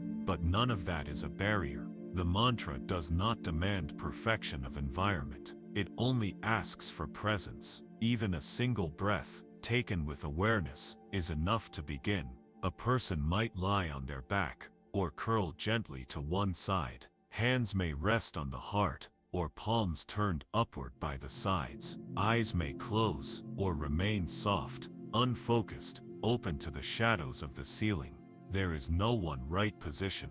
There is only the intention to turn inward. Then comes the breath, always the breath. One might start by simply listening to the inhale, the exhale, the gentle rise and fall of the chest. This listening prepares the body, prepares the mind, prepares the space, and then the words begin, slowly, lovingly, not recited, but offered. Om Mani Padme Hum, spoken aloud, if the voice can be gentle, or whispered, as if confiding a secret to the silence, or silently, inside the mind, where the vibration may be more subtle, but no less real. Each repetition is a step, a descent, a settling. In Buddhist practice, the repetition of a mantra is not mechanical, it is relational. It is not something one does to the mind, but something one enters it into, like a stream. The mantra carries the practitioner, not as cargo, but as witness, as companion. The words do not need to be said quickly. In fact, the slower, the more deeply they enter. There is no rush to reach sleep. Sleep is not the goal. The goal is presence. and sleep comes as a natural consequence of that. For many, the mantra is coordinated with the breath. Om on the inhale, Mani Padme Hum on the exhale, or one syllable per breath. Om inhale, Mani exhale, Mani inhale, Pad exhale, Mani inhale, Pad exhale. This patterning is not required, but it offers rhythm, and rhythm is soothing. The mind, given rhythm, begins to settle. The body, given repetition, begins to soften. In the early nights of practice, the mantra may feel unfamiliar. That is natural. The lips may hesitate, the tongue may stumble, or the mind may wander constantly. None of these are failures. The sacred does not require mastery. It only requires sincerity. If the mind drifts into the day's events or tomorrow's worries, simply notice and return. Not with frustration, with kindness, as one would guide a child, gently back to the path. Again, Om Mani Padme Hum. Again and again, until the phrase becomes less a recitation and more a part of the breath itself. Some practitioners find it helpful to visualize, not elaborate imagery, just sensation. Light, perhaps soft white or golden light, emanating from the heart with each repetition, or the image of a lotus blooming in the chest, or the presence of Avalokiteshvara, compassionate and still, watching from within. These are not requirements, they are supports. The mantra works with or without imagery, but the mind, sometimes needing shape, is comforted by a symbol. Others simply listen. They hear the mantra in their own voice, or in an imagined voice, gentle, ancient, knowing, the voice of the inner teacher, the voice of peace. Over time, the repetition may become so natural that the words seem to recite themselves, like a song remembered from childhood, like breath. The mantra becomes an echo, the hum beneath the noise. At this point, the practitioner may notice something subtle, a shift in state. The body feels heavier, but the awareness feels lighter. Thoughts slow. The edges of form blur. The sensation is neither fully awake nor fully asleep. It is the in-between, and it is here that the mantra does its deepest work. In Buddhist cosmology, it is taught that consciousness passes through various bardos, intermediate states, between life and death, between sleep and waking, between one moment and the next. These bardos are not distant concepts, they are lived experiences, and sleep is one of them. To carry Om Mani Padme Hum into the bardo of sleep is to carry light into darkness. It is to plant a seed in the garden of dreams. It is to set the tone for what will unfold beyond awareness, and it is to do so with compassion. The mantra repeated at the edge of sleep becomes like a guardian, not a wall but a field, a vibration that gently surrounds the unconscious with grace. It does not shield from all dreams, but it changes the quality of what is carried. It filters harshness. It soothes restlessness. It opens space. Some may ask, how many times should I say the mantra before sleep? And the answer is as many as the breath allows, as many as the heart feels. There is no sacred number in this context. If the mantra is said once with full presence, it is enough. If it is said 100 times and the mind remains scattered, it is still a beginning. The mantra is not about quantity. It is about intimacy. With each repetition, the practitioner is not trying to escape the self, but to meet the self more deeply, to meet the fear, to meet the tenderness, to meet the longing, and to offer compassion. This, in truth, is the most profound use of Om Mani Padme Hum before sleep, to offer compassion inward, to wrap the aching parts of the day, the mistakes, the regrets, the unspoken griefs, in the warmth of sound. To say with each syllable, you are seen, you are forgiven, you are loved. Few practices are as transformative as this, because few practices meet us where we are, without asking us to be different. As the mantra continues, the practitioner may not even notice the moment sleep arrives. The words begin to trail into silence. The breath deepens, the body lets go. but something remains. A subtle vibration, a sense of care, a whisper that follows the soul into dreams. Om Mani Padme Hum, compassion, wisdom, presence, not outside of you, within you. This is how the mantra is used, not as a task, but as a kindness, not as a command, but as a gift, not as a spell, but as a return. And when the morning comes, the mantra may still linger, like the fading scent of incense, like the warmth of remembered hands. Not loud, but steady. And if it does not, if the morning is rushed or noisy or difficult, that too is fine. The seed was planted, and seeds grow in their own time. Each night the mantra waits, each night the opportunity returns, to speak the words again, to soften, to be held. And in that sacred repetition to remember you are already the lotus, you already hold the jewel. Nothing needs to be added, only remembered.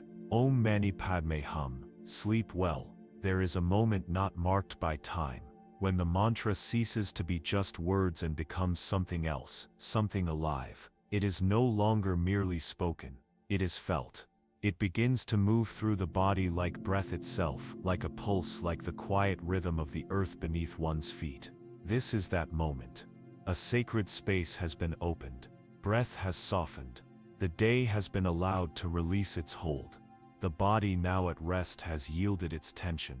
And in the stillness that remains, the mantra is ready to be received, not as sound alone, but as presence.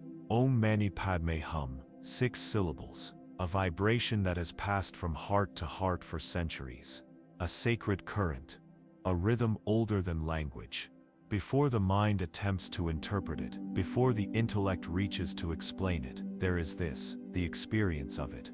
And so we begin, not quickly, not loudly, but with devotion, with attention, with reverence. Take a breath, let it settle.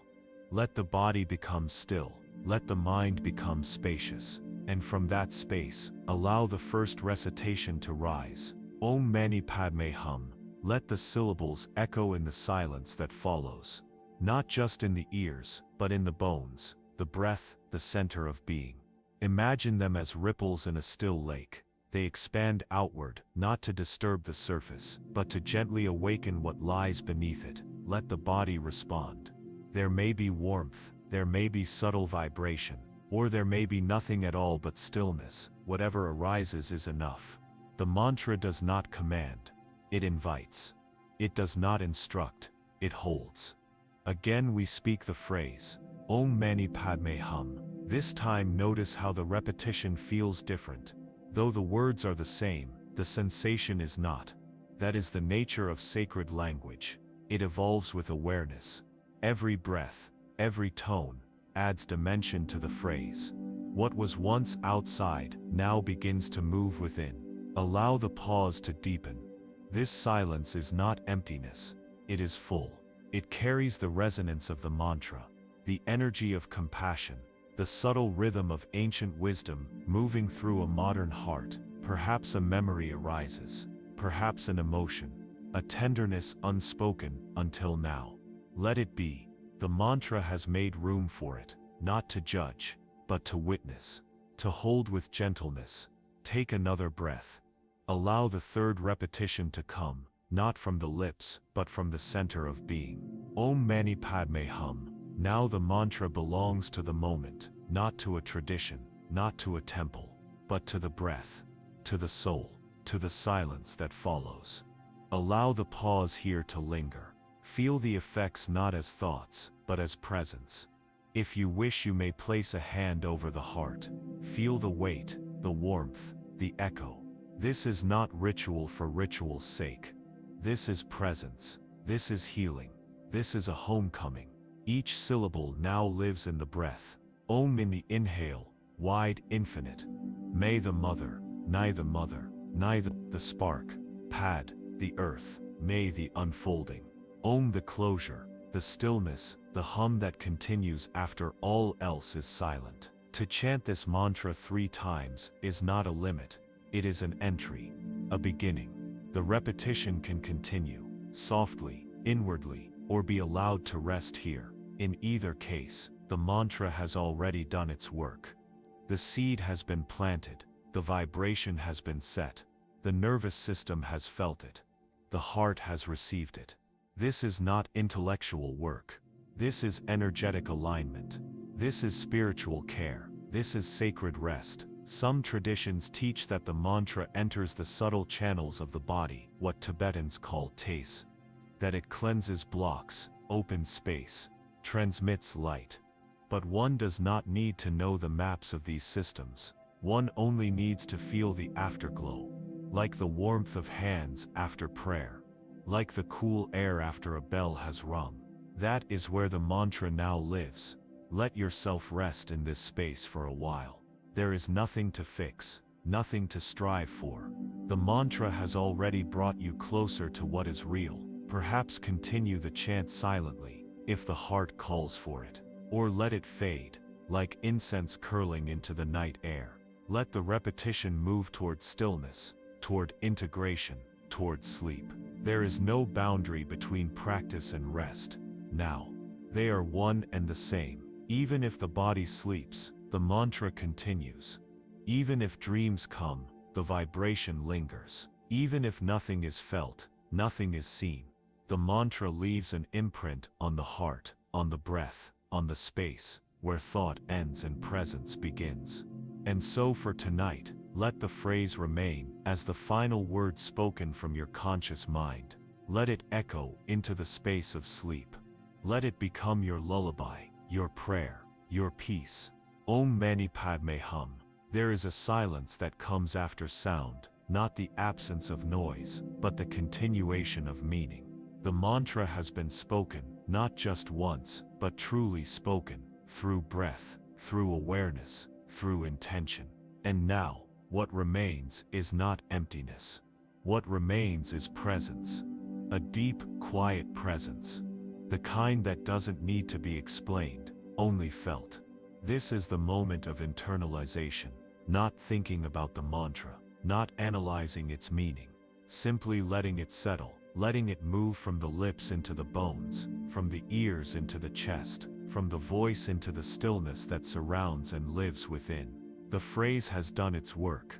Its 6 syllables, Om Mani Padme Hum, have echoed through the body and beyond it, into the invisible fields of awareness. They have awakened ancient memories of compassion. They have softened the edges of the day. They have brought the mind back into the body, and the body back into being. And now, all that is left is to listen, to the breath, to the silence, to the subtle hum still vibrating somewhere inside. The purpose of this silence is not to achieve something new, but to allow what was already given to be received. In full, unrushed, undivided. For the human nervous system, this moment matters. When we speak, chant, or even think something with intention, the body responds. Muscles relax, the heart rate changes. But it is in the silence after, in the integration phase, that the full benefit ripens. This is true in meditation, true in prayer, and especially true in mantra. So now, simply remain. No need to do anything. No need to follow the breath. No need to repeat the mantra again, unless the heart calls for it. Just be. Let the body lie as it is. Let the limbs be heavy. Let the face soften. Let the jaw unclench. Let the eyelids remain closed or barely open, floating in half-awareness. The practice now is stillness, not as rigidity, but as receptivity. Stillness is not the absence of movement. It is the absence of resistance. And here, there is nothing to resist. Even the thoughts that may still flicker across the mind, memories of the day, plans for tomorrow, are not intrusions. They are clouds in a wide sky. Let them pass, let them dissolve. The mantra has created a sacred field, a space of permission, a place where everything that arises can be held with grace. In the Tibetan tradition, after chanting or meditation, practitioners often remain for several minutes in silence, not to end the practice, but to let it settle. The silence becomes a sacred container, a womb for integration, A place where the vibration of the mantra moves deeper than thought, deeper than language, into the subtle body, into the subconscious, into the field of dreams. And so too, this moment is a container. Let it hold you. Feel the breath continuing, not forced, not shallow, just there, supporting you, breathing you. The mantra may still whisper faintly, almost imperceptibly, beneath each inhale and exhale, or it may have disappeared altogether, like a stone dropped into a lake, its ripples continuing far beyond sight. There is no need to reach for anything now. Everything that needed to happen has happened. All that remains is rest. This moment, now, is pure. It is untouched by past or future. It is not waiting for sleep. It is not expecting revelation. It is simply being. This is the fruit of practice, not a result to grasp, but a presence to feel. A gentleness that spreads through the nervous system like warmth in winter. A quiet that is not cold, but full, like the dark of night, under a blanket of stars. Some may feel emotions rise in this space. A tear, a sigh, a wave of tenderness. Let them come. The mantra opens the heart not only to joy, but to all that was hidden beneath noise. Let it be seen. Let it be loved. Others may feel only stillness, or even nothing at all. That too is perfect. Stillness is a form of grace, and nothing is often the doorway to everything. There is a Zen saying, "The snow falls, each flake in its perfect place." Let that be true of this moment. Let everything that has been spoken, heard, or felt settle into its place, without judgment, without effort. This silence is your own. It cannot be replicated. It cannot be stolen. It does not belong to a monastery or a lineage.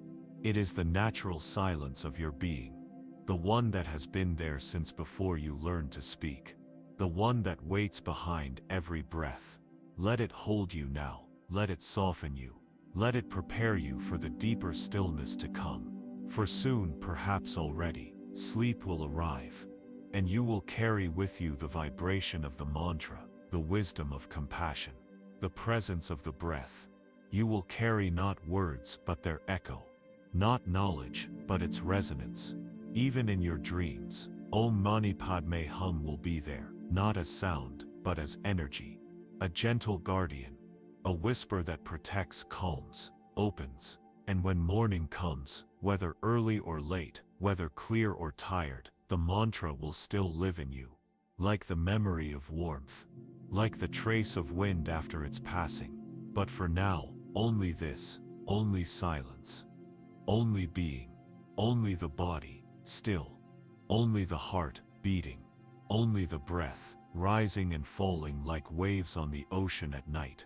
And in this ocean you are not lost, you are held. This is the afterglow of sacred sound, the hush after the holy, the stillness that sings with everything unspoken. Let it last, as long as it wants. Let it carry you into sleep, or into peace, or into the wordless place, where both are the same. No need to say anything more. Everything has been said. Now simply listen to the silence left behind. In the soft landscape between night and stillness, where thought slows and the soul prepares to descend into its own deep, luminous quiet, another phrase begins to rise, not as a replacement for the one before it, but as a companion on the path inward. Its syllables are fewer, but its gravity is no less profound. It is not complex, but it is complete. Namo Amita Phule, a phrase that has drifted through incense smoke, over temple courtyards, and into the hearts of millions. A phrase of calling, of returning, of surrender. A mantra not of effort, but of faith. Its sound is humble, gentle, yet within its cadence lives an entire universe. Namo Amita Phule, 5 syllables, spoken with reverence, each one a note in a sacred melody that points to something vast and compassionate beyond measure. Amitabha Buddha, the Buddha of infinite light. The name Amita Phule is the Chinese transliteration of Amitabha, a celestial Buddha revered across Mahayana and Pure Land Buddhist traditions. To speak this name is to invoke more than a figure. It is to attune the heart to an immeasurable field of mercy, light, and refuge. It is to turn one's awareness not toward form, but toward the pure field of consciousness that Amitabha represents, where Om Mani Padme Hum opens the heart through compassion. Namo Amitabha opens the gates of surrender.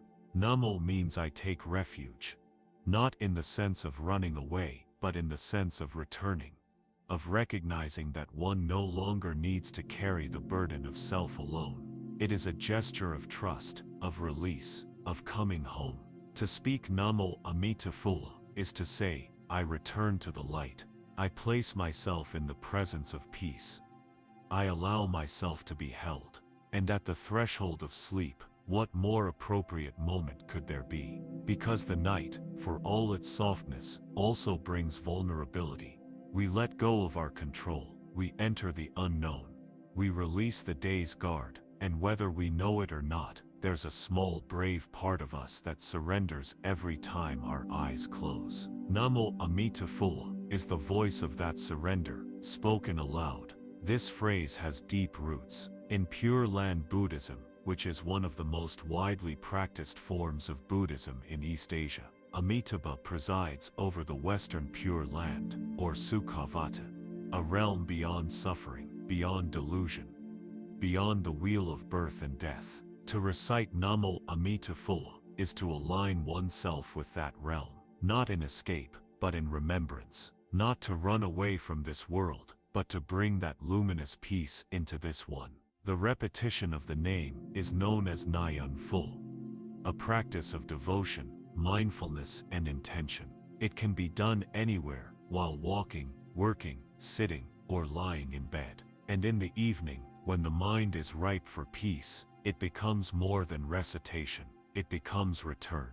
The pronunciation is gentle and flowing. Namo like, na a soft syllable of yielding. Mo like, round and deep. A short, open, an offering. Mo like, light, and clear. Tool, pronounced tu, carried with reverence. Full, like full. The Chinese word for Buddha.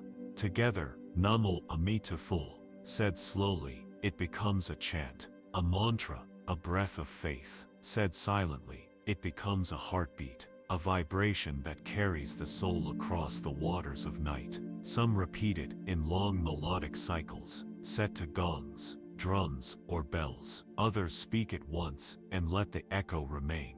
But always, it is spoken with trust. Unlike many mantras designed for meditation or energy transformation, Namo Amitabha is relational. It invokes presence. It acknowledges an inner and outer light that surpasses all effort. It is the mantra of surrender, of knowing that no matter how far one has strayed, there is a path home. And so, before sleep, it offers a profound gesture that one does not have to fall asleep alone. That even in the silence of night, one is held by something beyond thought. For the anxious mind, it becomes a refuge. For the grieving heart, it becomes a balm. For the weary spirit, it becomes a lantern. It is said that even hearing the name of Amitabha can plant the seed of awakening. That even a single sincere repetition can shape lifetimes of karma. But these are not ideas to be clung to.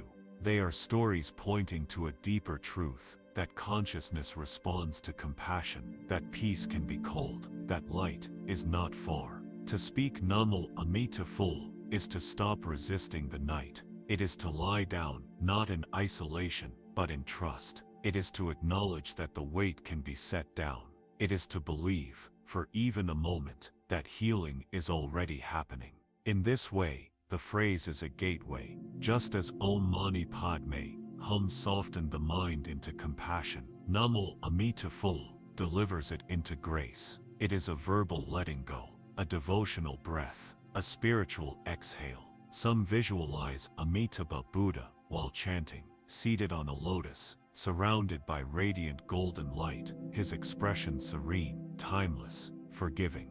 Others feel the presence as warmth, as space, as the cessation of fear. Whatever arises, the mantra remains simple. Namo Amita Full. There is nothing to memorize, nothing to understand, only something to feel. It is a phrase for the humble, the broken, the hopeful, a phrase for the end of long days, for those whose minds do not quiet easily, for those who do not always believe in peace, but still long for it. The name of Amitabha is not a possession of the devout. It belongs to all who seek light in darkness, and in that spirit, it is offered now, not as obligation, not as performance, but as invitation. To speak the name is to breathe is to live, and to live is to trust again. Namo Amita Full. And so begins the second mantra. Let the name carry you gently. Let it meet the stillness already forming. Let it be spoken not with the mouth alone, but with the whole being. This is the night's sacred journey, and the path is lit from within. The meaning of a sacred phrase is never fully contained in its translation. It extends beyond the reach of words, unfolding slowly within the body, within the breath, within the silence that surrounds it. This is especially true of Namo Amita Full, a phrase that is less a definition and more a direction, less a sentence and more a sanctuary. To speak Namo Amita Full is to turn inward, not toward isolation, but toward illumination. It is the invocation of something eternal, something wide and bright and forgiving. It is a gesture, not of asking for something, but of returning to something that has always been there. Let us begin with the first word, Namo. It is often translated simply as homage or I take refuge. But this is not a dry declaration of allegiance. This is a bow, a spiritual lowering of the defenses, a sacred dropping of the shoulders. It is the sound of the heart saying, I can't carry this alone anymore, and I don't need to. Namo is surrender, not as a loss, but as liberation. To take refuge is not to escape life, but to finally step into it fully, with the awareness that there is a greater field holding you, that beneath all the chaos and confusion, there is something stable, compassionate, timeless. When spoken with sincerity, Namo becomes a soft sigh of relief. And then Amita Full. This is the name of Amitabha Buddha, also known as Amita Kul, the Buddha of infinite light and infinite life. He is not just a symbol of perfection or enlightenment. He is a presence, a field, an embodiment of boundless compassion and radiant, unconditional peace. To say Amita Full is not simply to invoke a being, but to orient the self toward a particular quality of awareness, spacious, luminous, and free. In the Pure Land tradition, Amitabha represents the essence of awakening made accessible to all, not only to the wise, not only to the pure, but to the ordinary, the flawed, the tired. This is what makes Namo Amita Full so extraordinary. It is a mantra without requirements. It asks for no purity. It demands no achievement. It offers itself to the one who aches, to the one who doubts, to the one who longs for peace, but has forgotten how to find it. Namo Amita Full. I return to the light that never leaves me. I open myself to the presence that holds even my brokenness. I am not alone in this night, or in this life. There are teachings that say even one sincere recitation of Amitabha's name plants the seed for liberation. That to speak it with true intent is to align oneself with the Western Pure Land, a realm of awakening beyond delusion. But these ideas are not meant to frighten or compel. They are meant to comfort, to reassure, to remind us that the door is always open. The mantra is a reminder that refuge is not weakness, it is wisdom. It is the knowledge that we are never cut off from light, even when we feel surrounded by shadows. In the stillness of night, these shadows can grow large. The mind may begin to whisper its fears, replay its regrets, revisit its worries. But Namo Amita Full does not fight the shadows. It does not deny them. It illuminates them, not harshly, but gently. It invites the darkness into light. To understand the deeper meaning of this phrase is to realize that it is not only a chant, It is a medicine. It heals by reminding us that compassion is not something we must earn. It is something that surrounds us always, simply waiting to be acknowledged. Amitabha is not distant. He is not a faraway deity, removed from the struggles of everyday life. He is present wherever compassion is present, wherever kindness arises, wherever someone softens enough to forgive, wherever someone remembers they are worthy of peace. To call his name is not to summon him from somewhere else. It is to awaken the part of us that already resonates with his light. Namo Amitabha is in this sense a mantra of deep remembering. It is a return to our original nature, a nature not defined by trauma, by performance, by personality, but by clarity, kindness, and connection.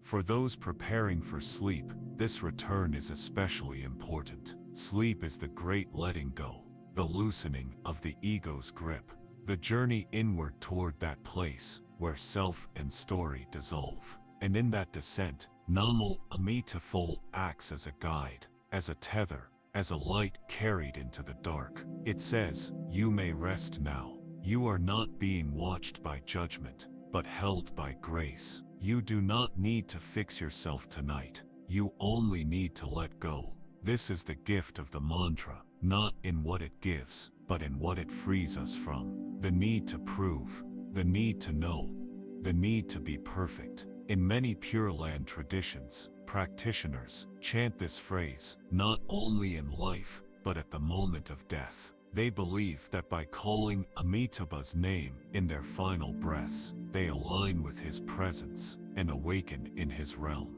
But this is not only about death. This is about all transitions. Every night is a kind of death. Every morning, a kind of rebirth. And so, to speak Namo Amitabha before sleep is to end the day in grace, to cross that threshold with reverence, to trust that we are being carried, even when we are not awake to feel it. The mantra, then, is not an escape. It is an embrace. It meets us where we are, tired, restless, hopeful, afraid, and says, "Come as you are." It does not promise perfection.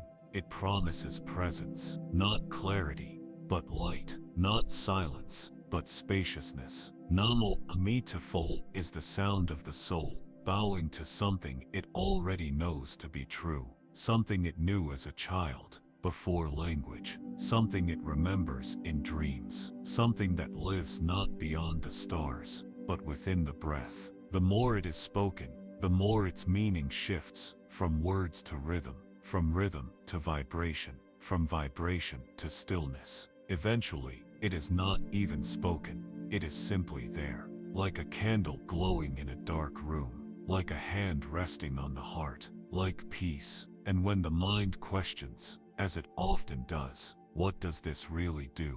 The mantra replies not with explanation, but with presence, with breath that slows, with muscles that soften, with a stillness that no longer feels empty. This is what Namo Amitabha means, not in language, but in life. It means, you are enough. You are already on the path. You are already held. Let the meaning live in your silence now. Let it settle into your chest. Let it hum just beneath your breath. And when you forget, return. Namo Amitabha. It is always waiting, not as a requirement, but as a welcome.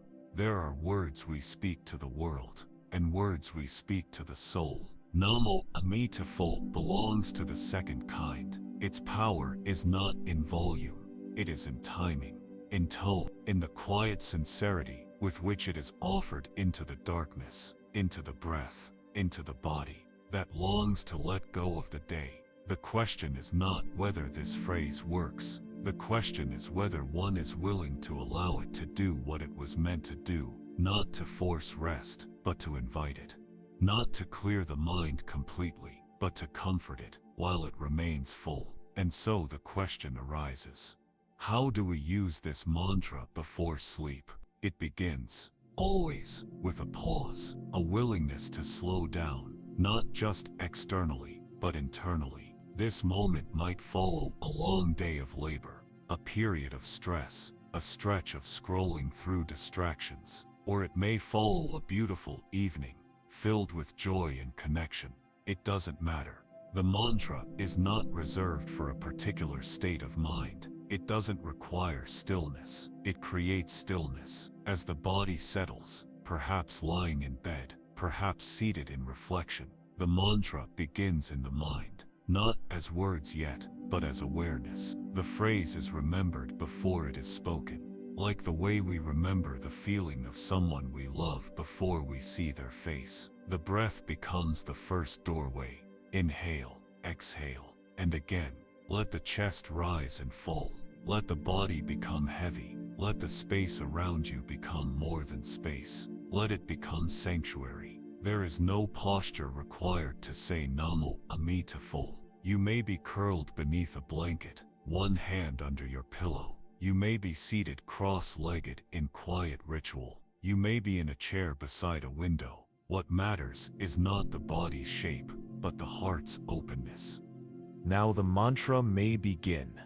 Namo Amitabha, spoken slowly, with devotion, with softness, with surrender. Some say it out loud, a whisper into the night.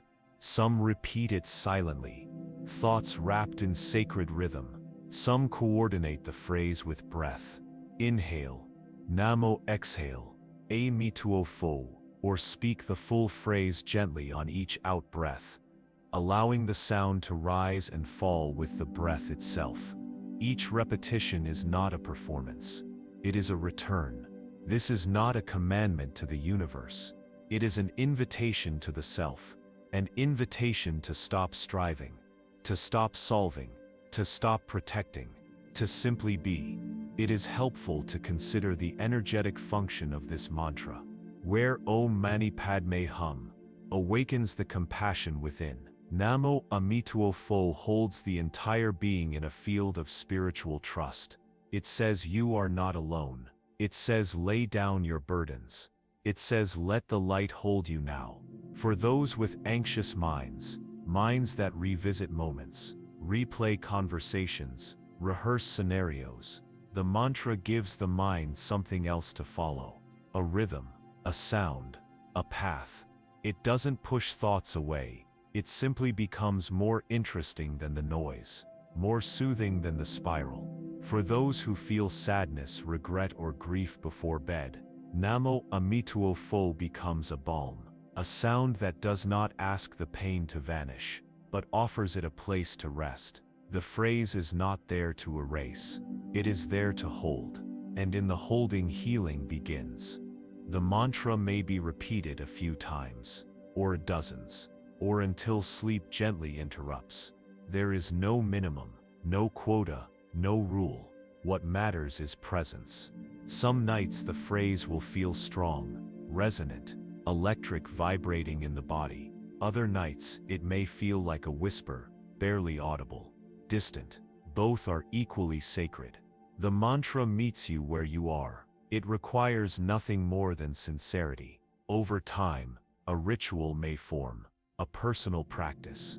Perhaps lighting a candle before speaking the name. Perhaps bowing the head slightly before the first repetition.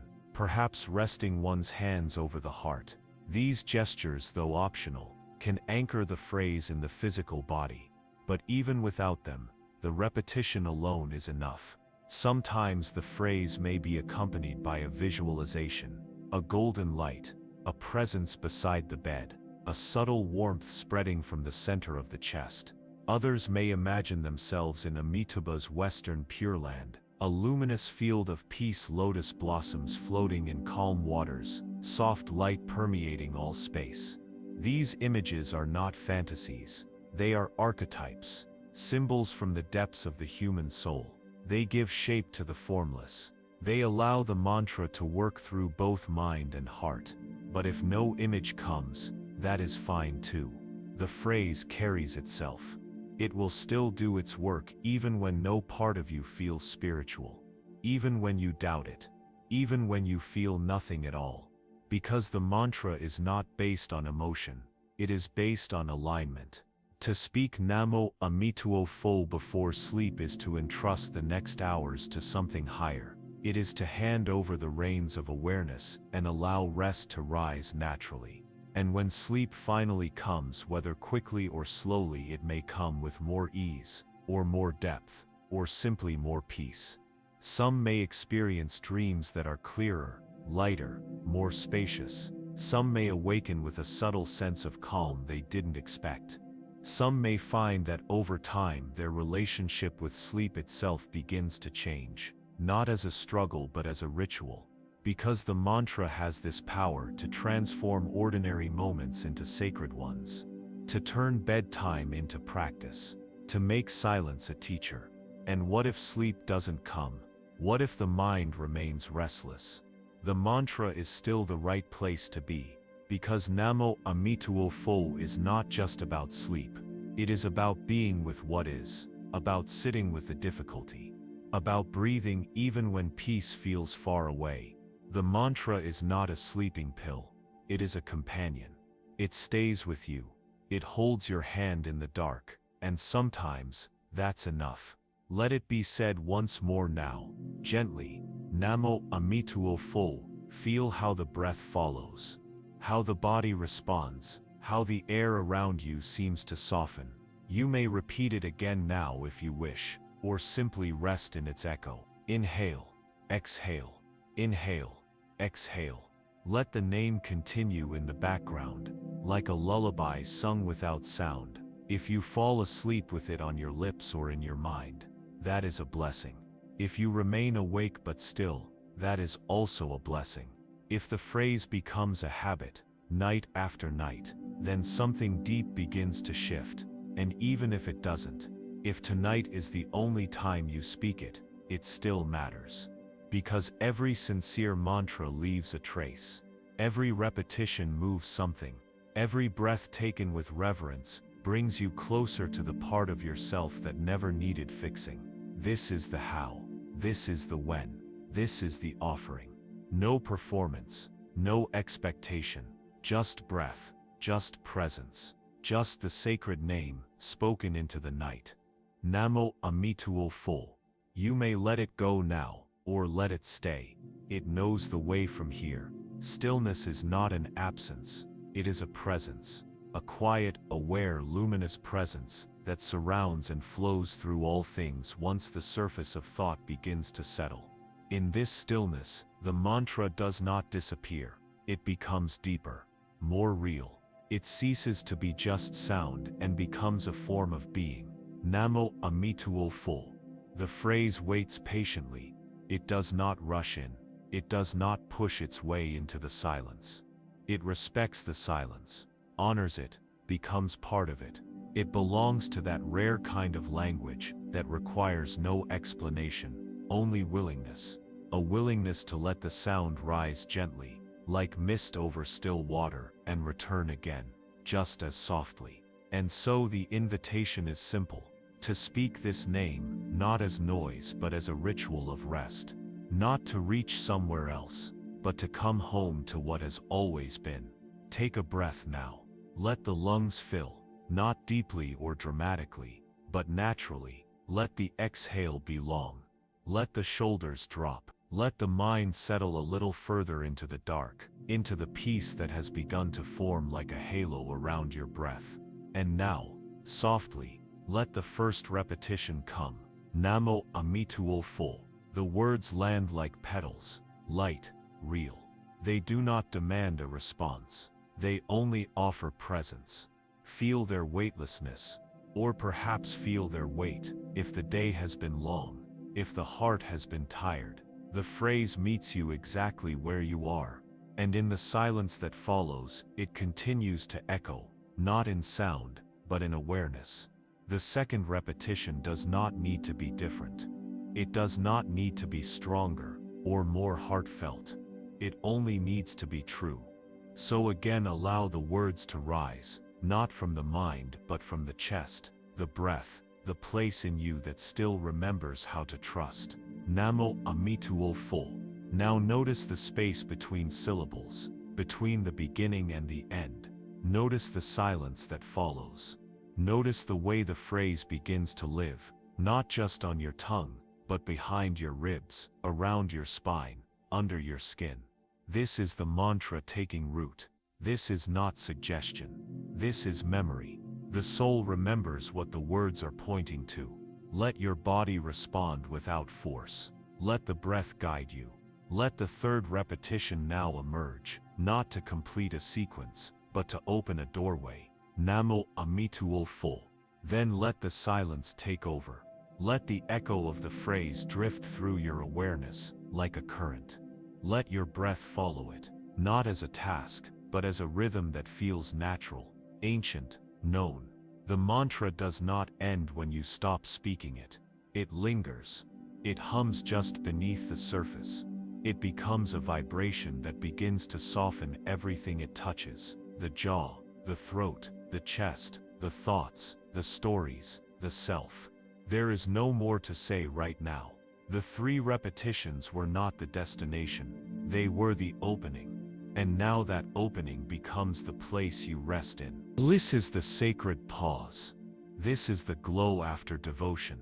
This is the internalization that allows the phrase to work not as doctrine, but as energy. Perhaps you feel it in the hands now, or in the warmth of the chest. Perhaps the mind is quieter, or perhaps it's not. And yet something deeper than the mind is still and listening. Let the body remain just as it is. No adjustments, no need to reposition. Let gravity hold you. Let the air support you. Let the mantra infuse you. If you wish, you may continue the repetition silently, or allow it to fade into presence. It will not leave you. It never does. In many traditions there is a teaching: say the name once, and the Buddha hears you. Say it again, and you begin to hear yourself. Let that truth settle now. 3 times. Namo Amitual Full. Namo Amitual Full. Namo Amitual Full. And now, silence. Let it carry you. Let it hold you. Let it take you where sound cannot go. There is a kind of silence that speaks louder than words. It arrives not with emptiness, but with fullness, like a deep well filled with invisible light. This is the silence that follows sacred repetition. It does not ask questions. It does not rush. It holds. It listens. And in doing so, it invites the one who just spoke the mantra to feel it, not only with the mind but with the body, the breath, the presence that remains after the words fall away. The name has been spoken. Namo Amitual Full. Once, twice, 3 times. The phrase has entered the space, passed through the lips or the mind, and left behind something far more important than sound. It has left behind stillness with meaning.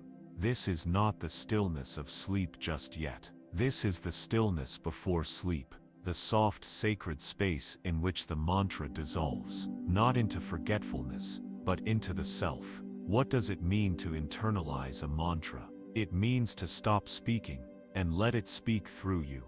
It means to stop thinking and let the vibration become breath. It means to stop reaching and let the light find its own path inward. In Buddhist traditions, the practice of Nian Full, reciting Amitabha's name, is not merely repetition.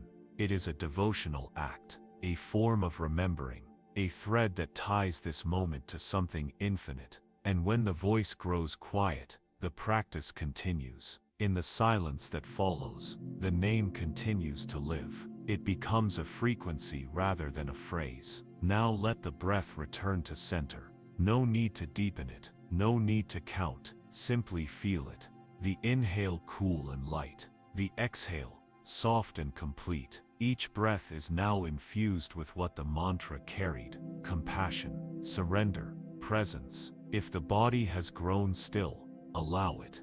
Let gravity hold the weight of your arms, your legs, your eyelids. Let the blanket around you, or the air, become part of the stillness. Even the room itself, once filled with the ordinary energy of day, now becomes a kind of temple, a quiet chamber in which the sacred echoes. There is a moment after mantra when emotion may arise. Sometimes it comes as a sigh. sometimes as a subtle release in the chest or throat, sometimes as a tear, not of sorrow but of recognition. This is not something to control. This is something to allow. The phrase Namo Amida Wolfo is not a surface tool. It reaches into what has been forgotten, hidden, or ignored. And when it touches something, the body knows, the soul knows, and it responds. That response may be gentle or profound. It may be immediate or delayed, but it is always honest. This is the truth of sacred rest. It does not begin in the body. It begins in the willingness to let go, to stop carrying what is no longer needed, to stop protecting what no longer needs to be protected. The mantra has done its work. Now the silence will complete it. Let the mind now settle further, not forced, just guided gently by the afterglow of the name. No more instructions are needed. No more thoughts must be followed. No more effort must be made. In the field of Amida Wolfo's presence, everything is already held. Imagine now, if you like, not with effort, but with openness, a golden field of light, a stillness that shines, a presence that watches over you without judgment, without demand, with only kindness. This is the pure land, not as a place beyond the stars, but as a state of awareness right here, within your own chest, within the space between your thoughts. And in that field, you are not alone. You are accompanied, not only by ancient teachings, but by the vibration of compassion that lives within all beings, that lives within you. Perhaps the mantra returns softly on the next breath, or perhaps it does not. Either way, its presence remains. There is no need to return to the phrase, unless the heart feels cold. There is no next step. This is the step. This stillness. Let it be full. Let it be sacred. Let it be free from expectation. Sometimes the greatest gift of a mantra is not the sound, but the space it leaves behind. The space to rest. The space to feel peace without explanation. The space to fall asleep without resistance. The silence now is not void. It is fullness. It is the soundless continuation of the mantra's work. And if the body drifts into sleep here, the mantra follows. If dreams come, they are gentler. If rest is deep, it is because something was surrendered. Namo Amida Wolfo is not a command. It is a whisper of grace. It does not make demands. It offers presence. It does not push you to become anything. It welcomes you back to what you already are. Even now the breath continues. Each rise and fall of the chest is a silent recitation. Even now the room holds your stillness like sacred ground. Let yourself remain here, this in-between, this sacred quiet. There is nothing more to say tonight. There is only this moment, this silence, this presence. Let it stay as long as it needs to. Let it take you wherever it will. You are already being carried. There are phrases in the Buddhist tradition that speak not just to the heart, but to the very edge of understanding, to the space where language dissolves into realization, where sound becomes liberation. These are not phrases of comfort alone. They are portals. They do not merely soothe, they transform. Gate, gate, paragate, parasam, gate, bodhisattva. 6 words, ancient Sanskrit syllables whispered across generations, carried like wind across the vast plains of silence. A mantra born from the Heart Sutra, one of the most profound and essential texts in Mahayana Buddhism. It is a chant of transcendence, of awakening, of letting go, not slowly, but entirely. Before sleep, when the mind begins to soften, and the grip of ego begins to release, this phrase does not enter like the others. It arrives like a bell, a soft bell, yes, but one that calls not just for presence, but for truth. Gate, gate, paragate, parasam, gate, bodhisattva. The pronunciation rolls like a wave. Gate, gate, paragat, parasam, gat, bodhisattva. Each part builds on the last, layer upon layer, like the steps of a spiral path leading away from form, from attachment, from illusion.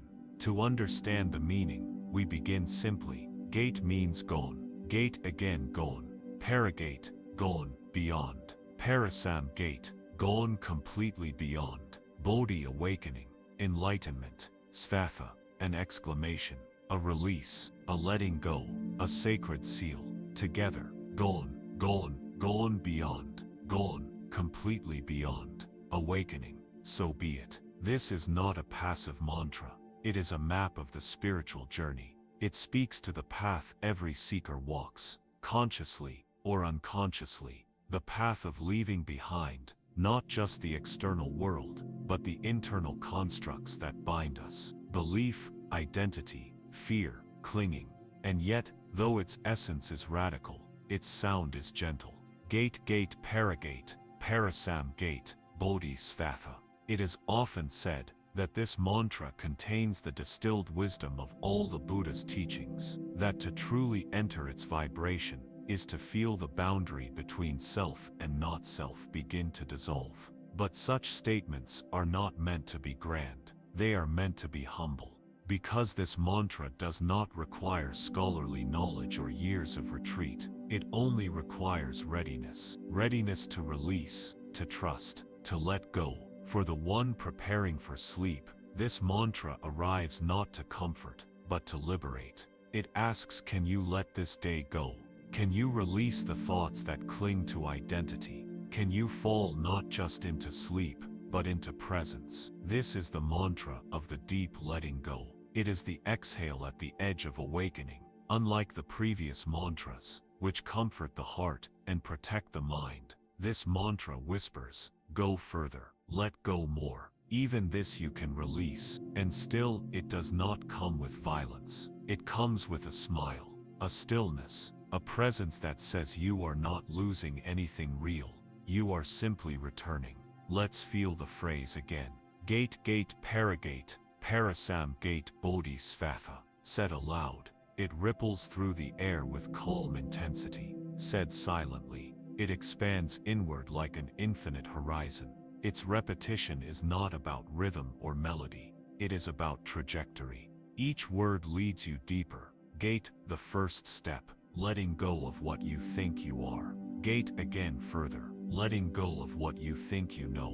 Paragate, now beyond identity, beyond story, beyond duality. Parasam gate, even beyond the idea of beyond. Bodhi awakening itself, not as an idea, but as experience. Svatha, a sacred release, a celebratory letting go, a surrender that is also a liberation.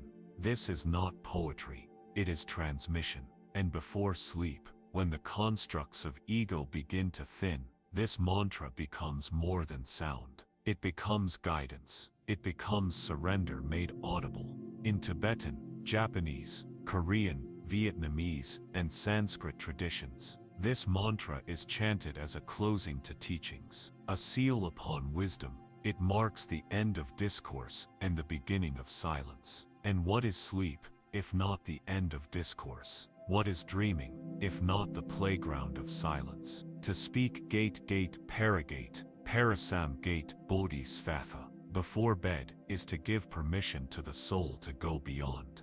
To not just rest, but to remember what lies beneath all roles, all patterns, all grasping. For some, this mantra may feel unfamiliar at first, too foreign, too abstract. But this is not a barrier, it is an invitation. The mind may not understand, but the deeper self does, the self that has always known how to be free. There is no need to force meaning onto the phrase, no need to grasp for experience. Let the words speak themselves through you.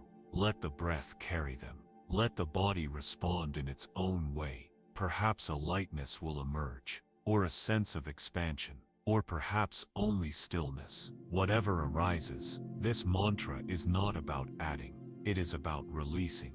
Its presence before sleep does not promise dreams, visions, or revelations. It promises space, the kind of space where sleep is not just unconsciousness, but peace. This is the mantra of emptiness, but not void. Emptiness in Buddhism means openness, the absence of illusion, the presence of truth. And so, to recite it is to remember, You are not the day's thoughts. You are not the mind's momentum.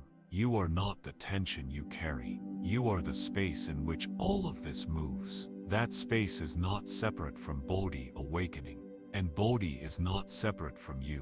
Gate, paragate, parasam gate, Bodhisattva. Gone, gone further, gone fully beyond, awake and free. Let this phrase now begin to settle into the night. Let it be spoken again in stillness, and let its truth be known, not through the mind, but through silence. There are truths that cannot be held in thought, only passed through like air. There are teachings so subtle, they do not come dressed in certainty, but arrive like mist, gentle, quiet, and undeniable once felt. Gate, paragate, parasam gate, Bodhisattva, is one such teaching.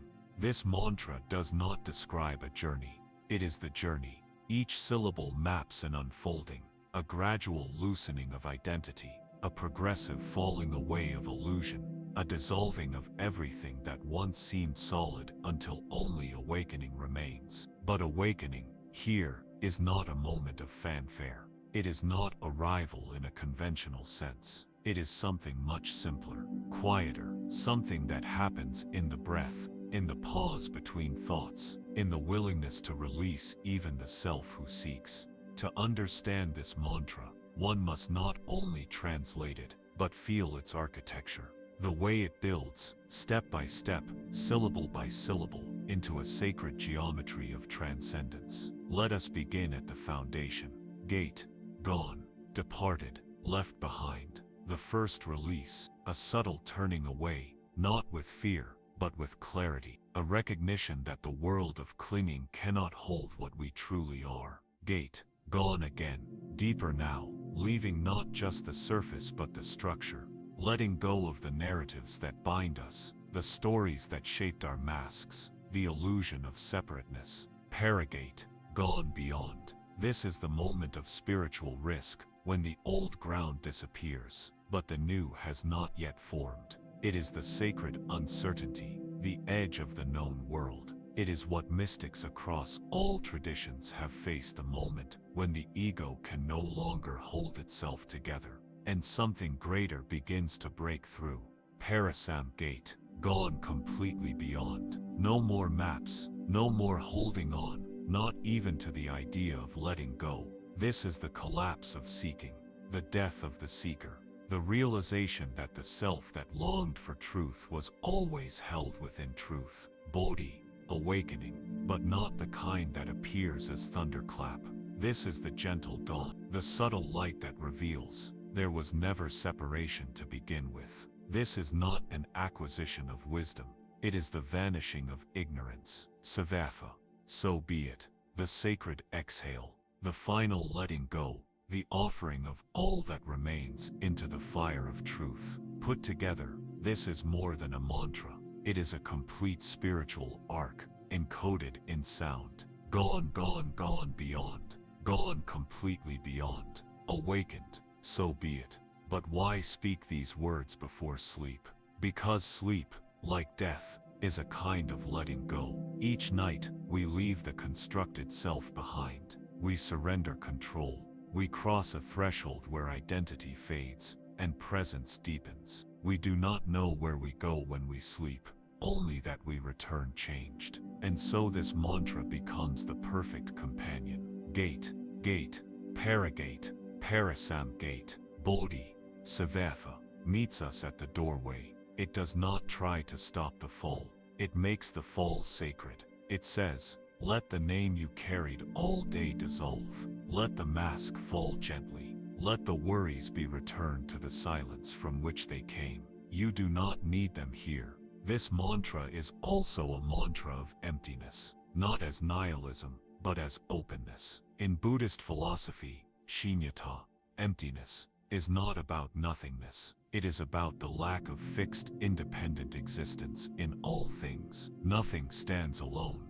Everything arises in interdependence. Everything changes. Everything flows. To speak, gate, paragate, parasam gate, Bodhi, Savatha, is to align with this truth. It is to trust that what falls away is not lost. It was never truly separate to begin with. So in the moments before sleep, when the body is still but the mind still flickers, this mantra is not a command to be silent. It is an invitation to trust what silence reveals. Let it come gently. Let each word arrive as a breath. Gate, gone, gone again. Paragate, gone beyond. Parasam gate, gone completely beyond. Bodhi, awakening. Savatha, so be it. Not spoken like instruction, but like surrender. Not forced, but exhaled. This is the chant of dissolving. This is the lullaby for the seeker, who has nothing left to seek. And still for many, the mind will ask, what am I releasing into? What is on the other side of this going beyond? There is no conceptual answer, only this. You are releasing into what you already are, into the space that holds all form, into awareness before thought. There is no destination. The mantra does not take you somewhere else. It removes what stands between you and what has always been here. That is why this mantra has no object of devotion, no deity, no figure. It is pure path. It is the sound of the veil tearing, and beyond the veil, nothing but light. Even now, as the listener lies in stillness, they may feel this tearing, not as pain, but as subtle loosening, the grip of identification easing. Thoughts may still come, memories, sensations, but they move differently now. They do not cling. They pass like clouds over the vast sky of Bodhi. If a single image were to be held here, let it be this. You are floating in a wide, endless sky, and the mantra is the gentle wind carrying you. You are not falling. You are not rising. You are simply being carried. This is gate, paragate, parasam gate, Bodhi, Savatha. Not a spell, not a key, but the opening itself. It does not say, come here. It says, you are already here. Let the rest go.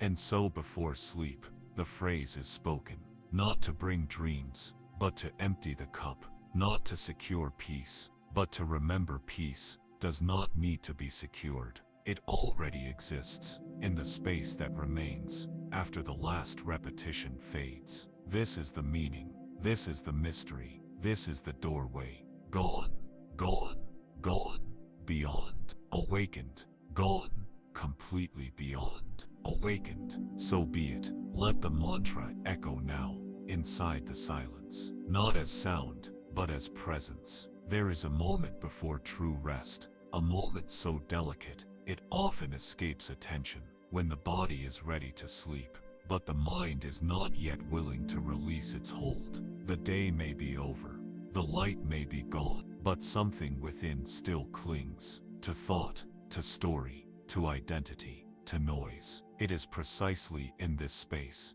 this narrow and sacred threshold, that gate, paragate, parasam gate, Bodhi, Savatha belongs. Unlike other mantras, this one does not ask you to hold on to meaning. It asks you to let it dissolve. It is not a mantra of seeking comfort. It is a mantra of transcending comfort, of walking beyond the familiar, of releasing every last thing the mind uses to define itself. And for that reason, it is one of the most profound mantras to use before sleep, because sleep, when entered consciously, is also a practice of letting go. But how is this mantra used? And more precisely, when there are no strict rules. The sacred does not operate on rules. It moves through rhythm, readiness, and attention. But for those who seek guidance, here is one way to begin. The body is already in rest, lying down, the spine soft, the breath steady. Perhaps the lights are off, or perhaps there is a soft lamp, a candle still glowing. The mind has been busy. It may still be. Thoughts may come and go like flickering embers. Let them. Do not wait for a perfect state of silence. Do not try to suppress or arrange your inner experience. Let everything be just as it is, and in that non-resistance, begin. Speak the mantra aloud once, slowly. Gate, paragate, Parasam gate, bodhi, seva. Let the sound move with the breath. Let each word rise and fall naturally. No rush, no theatrical tone, only presence. Let the first gate open the door. Let the second gate take you a step deeper. Let paragate carry you over the edge. Let parasam gate dissolve the edge completely. Let bodhi remind you of the light already within you. Let savatha be the letting go. Let it all cause. Let the silence after the mantra be a breath. Let it be longer than the mantra itself. In that pause, listen, not with ears, but with presence. Then repeat, gate gate, paragate, parasam gate, bodhi, savatha. You may begin to feel a shift, not a dramatic one, but a loosening, a softening of the jaw, of the brow, a warmth in the spine, or perhaps just stillness. This is the mantra's work, and unlike others, it does not ask for devotion to a figure. It asks for surrender to truth. Its repetition before sleep acts as a kind of spiritual untethering. You are not being pulled deeper into identity, memory, or vision. You are being released from them. You are not being carried into dreams. You are being carried into space. This is not emptiness as absence. This is emptiness as infinite presence. And the mantra guides you there, breath by breath. You may speak it 3 times, or 5, or silently, for several minutes, until sleep quietly arrives. Not like a fall, but like a soft expansion into vastness. Some find it helpful to coordinate the mantra with breath. Inhale, gate, exhale, gate, inhale, paragate, exhale, parasam gate, inhale, bodhi, exhale, savatha, or let it flow across a single long exhale, or repeat, mentally, letting the breath move in its own rhythm. This mantra is not rigid, it is liquid. It adjusts to the breath, to the state, to the willingness of the practitioner. You do not need to pronounce it perfectly. Its meaning is not harmed by accent, by misstep, or by forgetfulness. The mantra is not about form, it is about formlessness. And that is what it gives you. It gives you freedom from the day's structure, from the weight of story, from the grip of self-image, from the roles you played, and the ones you still think you must play tomorrow. All of it is gently set down. Because in this practice, in this precise moment, you are not your name. You are not your job. You are not your memories. You are not your thoughts.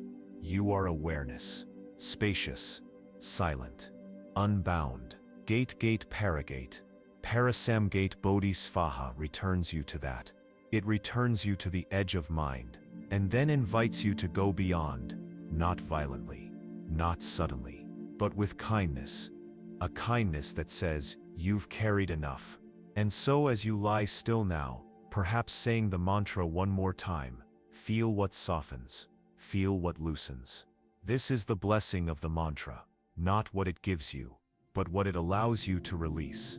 You may repeat it until the body feels heavy, until the mind becomes still, not through force, but through forgetting its own noise. And when sleep comes, if it comes, it may feel like floating, or like falling gently through silence, or like merging with the dark without fear. You may not remember when the mantra stopped. That's okay, because in truth it doesn't stop. It continues, like a bell that rings without sound. It hums through the body even as dreams begin.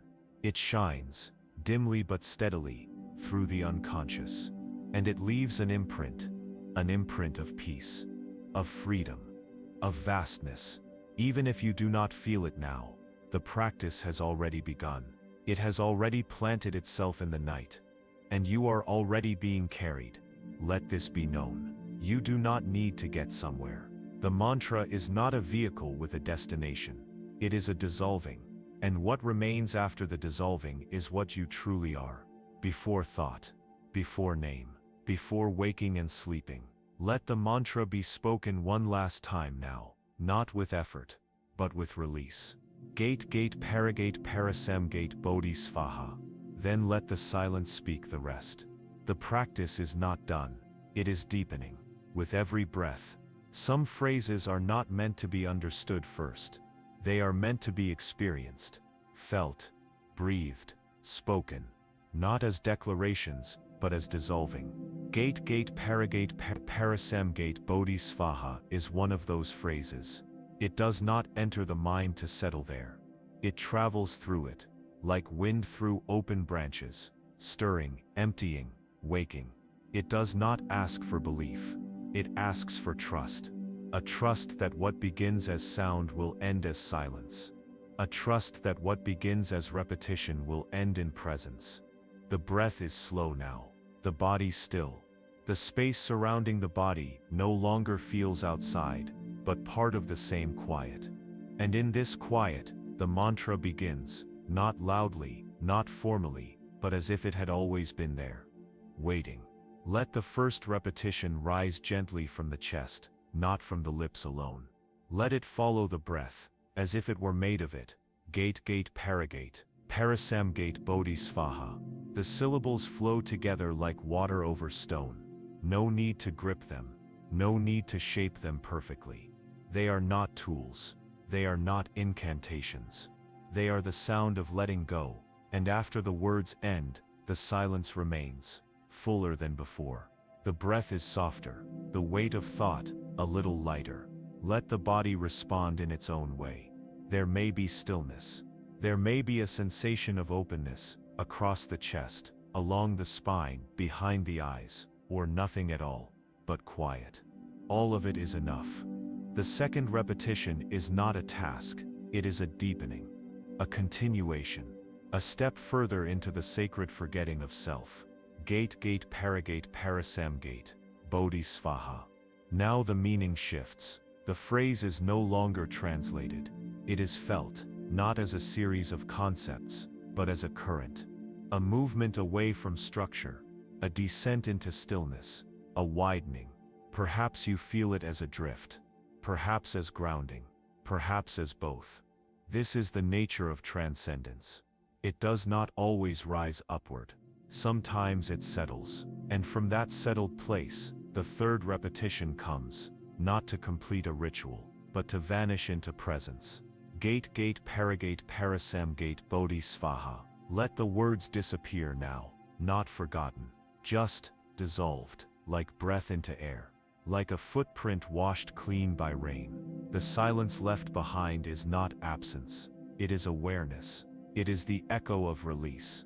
This mantra spoken 3 times does not insist on transformation. It simply offers the space in which transformation becomes possible. Let your body rest inside this space. Let your thoughts drift without anchor. Let the breath come and go like tides at night. Nothing more needs to happen. The mantra has been offered. Its energy now rests in the room, in the skin, in the breath. If the heart feels called, you may continue its rhythm silently, or not. The practice is not repetition, it is surrender. And the mantra now released into silence, has become silence itself. A silence that says you have already gone beyond. Now rest. There is a silence that comes not after the mantra, but through it. A stillness not as an aftermath, but as the essence of the practice itself. After the final syllables of gate gate paragate parasam gate bodhisvaha dissolve into breath, nothing more needs to be said. What follows is not a conclusion, it is a continuation, an unfolding within stillness. No longer shaped by voice, the mantra becomes something else, a presence, a feeling, a spaciousness that now permeates the body, the breath, the moment. The words have left, but their imprint remains. And in that imprint, if one simply stays, something rare emerges, a glimpse of freedom, not the freedom of escape, but the freedom of no longer needing to hold on. This is the heart of the Prajnana Paramita, the perfection of wisdom from which the mantra arises. A wisdom so deep it has no opposite, so clear it sees through clarity itself, so present it no longer needs to be sought. And now the body lies in this field. Breath soft, muscles at ease. The silence is no longer something around the listener. It is something within. The mantra has become a mirror, and in its absence the reflection remains. There is nothing to grasp, nothing to name, no thought to follow, no experience to chase. Everything is exactly as it is, and for once that is more than enough. Perhaps the mind still flickers. That is fine. Let the thoughts be like leaves on a slow river, carried effortlessly, without resistance, without weight. Let the body be like a stone resting on the bottom of the stream, not moving, not disturbed, simply resting in the flow. There may be a sensation of floating now, or a subtle widening in the space behind the eyes, inside the chest, under the skin. These are not goals. They are signs that the mantra has done its work, not by changing the world, but by loosening the self. This is the sacred echo. This is the internalization of truth that needs no explanation. This is presence felt, not thought. And if the mind whispers, "What should I do now?" the answer is clear: nothing. Let that be the mantra now. Not in words, but in stillness, because what remains in this silence is not absence. It is essence. The essence that the Heart Sutra speaks of. Form is emptiness. Emptiness is form. There is no attainment, because there is nothing to attain. There is only this. And now, there is only this. Let the breath continue on its own. Let the awareness rest, ungrasping, open. This is not meditation as method. This is not sleep as escape. This is sacred surrender, without effort, without story, without aim. Let the body melt into stillness. Let the room hold you. Let the mantra spoken just moments ago sink down into the roots of your awareness, like rain soaking into earth. No need to remember it. It remembers you. You do not need to carry the sound anymore. The sound is carrying you. And in this post-mantra stillness, there may be something new. A gentle reverence, a quiet peace, an intimacy with the night itself. You have not gone somewhere else. You have arrived more deeply into where you already are. And in that arrival, the world seems softer, the self less solid, the breath more sacred. You are not the thoughts that come and go. You are the space they arise in. And gate paragate parasam gate body safa, spoken from that space, is the breath of awakening. You are not being asked to awaken. You are being invited to rest in what is already awake. So let this final silence be long. Let it be free. Let it be whole. Let it be enough. Let it be without seeking. If sleep arrives now, it arrives gently, without struggle. If wakefulness remains, it remains peacefully, without agitation. There is no difference now between silence and sound, between the breath and the mantra, between the body and the night. Everything is unified. Everything is whole. Everything is already beyond.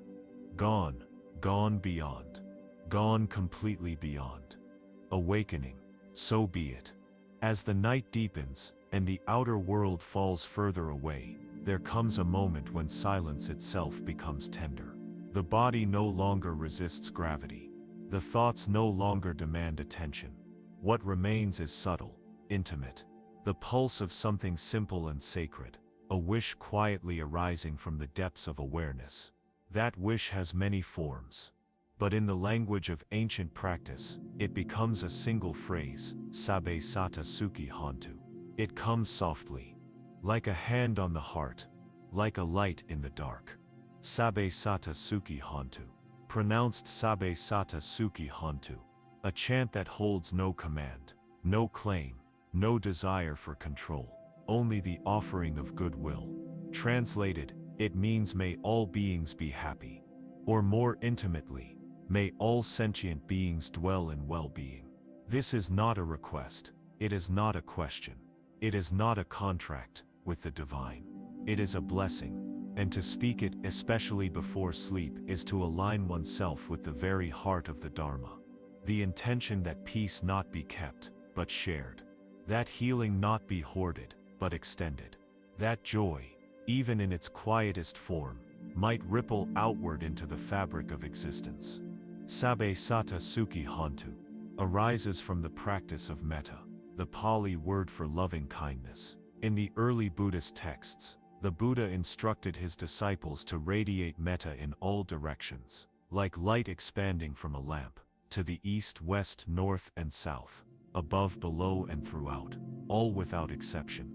And this phrase, Sabbe Sata Sukhi Hantu, is the distilled seed of that boundless light. It is the essence of selfless care, of unconditional compassion, of remembering, even in the quietest hours of solitude, that the heart is not separate from the whole. To speak these words before sleep is to offer a final act of generosity to the world, before turning inward. It is to say, even as I rest, I wish well-being for others. It is to place kindness like a lantern on the windowsill of the soul. But it is more than altruism. The phrase does not only bless others, it blesses the one who speaks it. Because to wish happiness for all beings is to open the channels of love within the speaker. It is to soften the places where judgment hardened, to ease the tension of the day, to replace weariness with warmth. Sabbe Sata Sukhi Hantu becomes then a final cleansing of the inner field, an emotional purification through intention. Before sleep, when the body surrenders and the inner defenses are lowered, this phrase becomes not just meaningful, but medicinal. It calms the nervous system. It cools the fires of anger. It gently releases resentment and softens anxiety, not by addressing them directly, but by transforming the field in which they arise. Let the phrase be spoken again, Sabbe Sata Sukhi Hantu. Feel its simplicity, feel the absence of striving within it. There is no need to fix anything, no need to convince, convert, or explain. Only to wish, sincerely, gently, quietly. The wish becomes a form of prayer, not to something above, but to the living presence of connection that binds all things. And it asks for nothing in return. This is its strength. This is its purity. It does not require belief. It does not belong to a particular lineage or sect.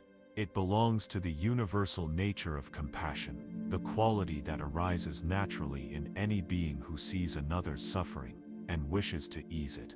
Sabbe Sata Sukhi Hantu is the voice of that compassion, not loud, not dramatic, but constant, reliable, free.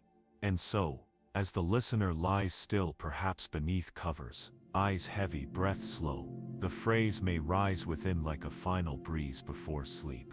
May all beings be happy. May all beings sleep in peace. May even those I cannot love be free from suffering. May I too be included in this blessing. In this way, the mantra becomes inclusive. It asks for no separation, no in-group or out-group, no worthy or unworthy. All beings. That includes the animals, the trees, the unseen ones, the forgotten ones, even those who caused pain, even the parts of oneself that have been rejected. Sabbe Sata Sukhi Hantu includes them all, because the phrase is not just a sentiment, it is a practice of unconditionality. It is the undoing of division. It is love that does not collapse into sentiment, but stands like a mountain, still, strong, and without exception. In some traditions, this phrase is repeated daily. Before meals, after meditation, at the end of rituals, or simply when anger arises, when grief lingers, when fear threatens. But before sleep, it carries special power. Because it is spoken at the moment, the conscious mind lets go. And what is spoken in that moment travels inward. It plants itself not only in the field of thought, but in the subtle layers of being, in the dream mind, in the subconscious, in the space where karma stirs and future intentions are shaped.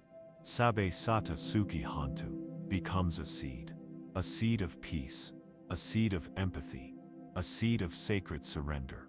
And in that seed, rest becomes deeper, lighter, truer, because rest born of compassion does not resist, it receives.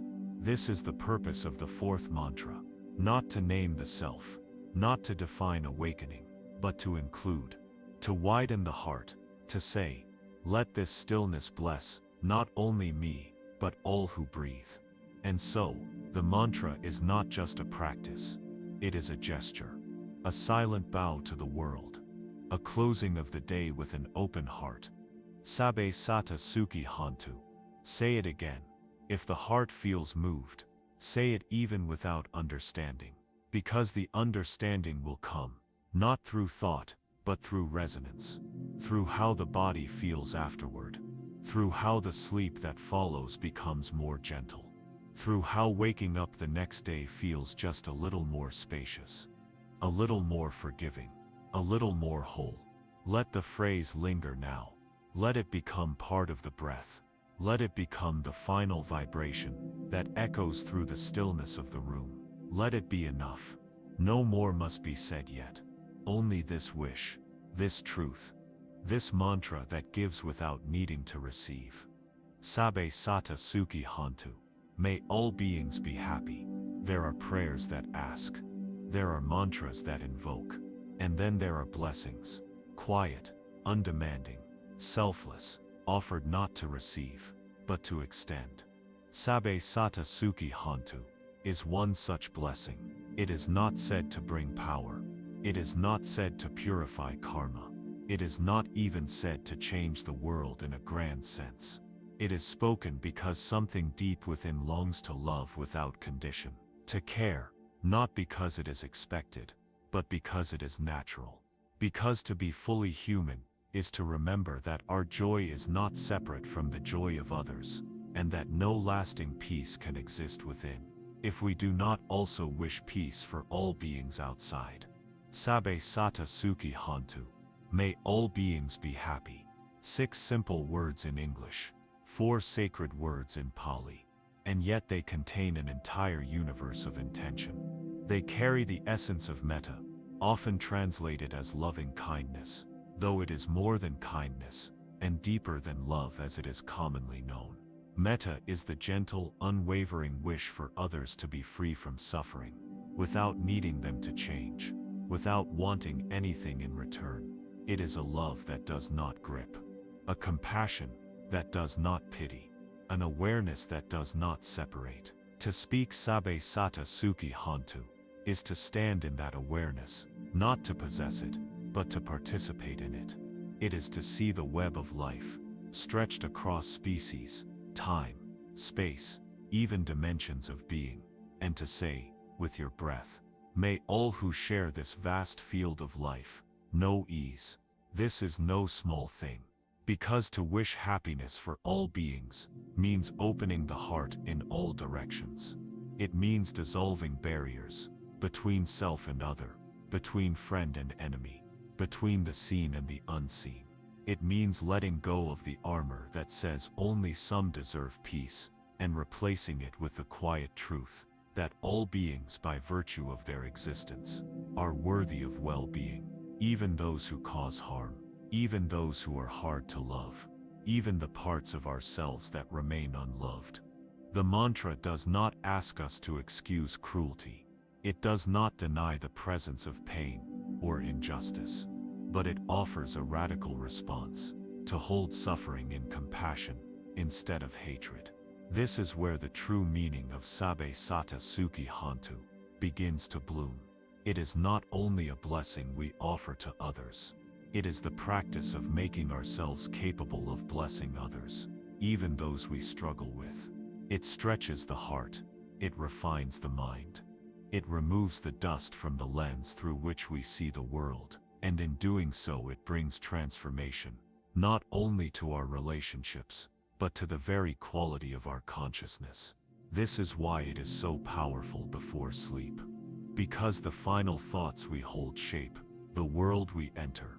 Sleep is not just a biological event, it is a spiritual opening. And the phrase Sabe sata suki hantu, spoken before surrendering to rest, prepares the ground of the soul. It releases the mind from the coils of anger. It softens the body's defense systems. It calms the emotional field. It replaces inner agitation with outward goodwill. It doesn't deny the struggles of the day. It simply offers something greater alongside them.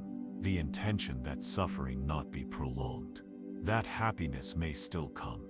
That peace is possible, even now. When spoken slowly with awareness, the mantra begins to settle in the chest like warmth. Sabe, all, everyone, without exception. Sata, beings, not just humans, but animals, insects, invisible presences. Suki, happy, at ease, free from inner and outer harm. Hantu, may they be. Let it be so. Each word is a thread in the tapestry of compassion. Each word is a step away from division and toward belonging. Some nights, the phrase may be spoken silently, over and over again, becoming part of the rhythm of breath. Other nights, it may be said once, gently, softly, like a candle being lit in the dark. There is no correct number. What matters is sincerity. What matters is presence. Let us consider the scope of the mantra. All beings, not some beings, not only those I like, not only those I understand, but all. This includes the sick and the well, the kind and the cruel, the peaceful and the angry, the known and the unknown, the ones who hurt us, the ones we've never met, the ones we used to be. May they be happy, not may they be punished, not may they change, not may they disappear, but happy. This is not sentimentality. This is spiritual courage. To wish happiness for others, especially those who have caused harm, does not mean condoning behavior. It means recognizing the roots of harm come from suffering, and wishing to heal suffering at its root. That is what metta sees, not the mask but the pain beneath it. And so as this mantra is spoken, the heart expands, not because we try, but because we remember. We remember what we already are, beneath the conditioning. We remember that our deepest self is not separate from the well-being of others. We remember that when we wish happiness for the world, we awaken happiness within ourselves. Sabe Sata Suki Hantu is a mantra of purification, not of the body, but of intention. It burns away the smoke of reactivity. It clarifies the lens. It brings the attention out of narrow self-concern and into a field of care that knows no boundary. And the most beautiful truth of this practice, it is not dependent on mood. You do not need to feel kind to speak this mantra. You do not need to feel spiritual.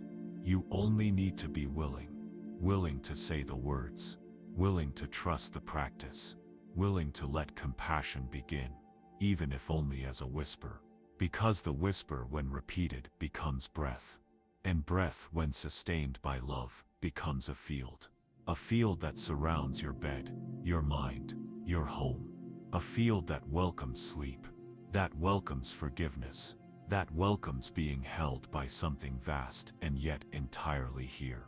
Let the phrase echo now, one more time. Sabe Sata Suki Hantu. May all beings be happy. This is not wishful thinking. This is sacred direction. This is alignment with the deepest laws of life. That peace expands when it is shared. That love heals when it includes. That rest deepens when it begins with compassion. Let the mantra settle. Let it glow inside the breath. Let it carry you into sleep, into stillness, into that soft place beyond fear, where all beings are already held.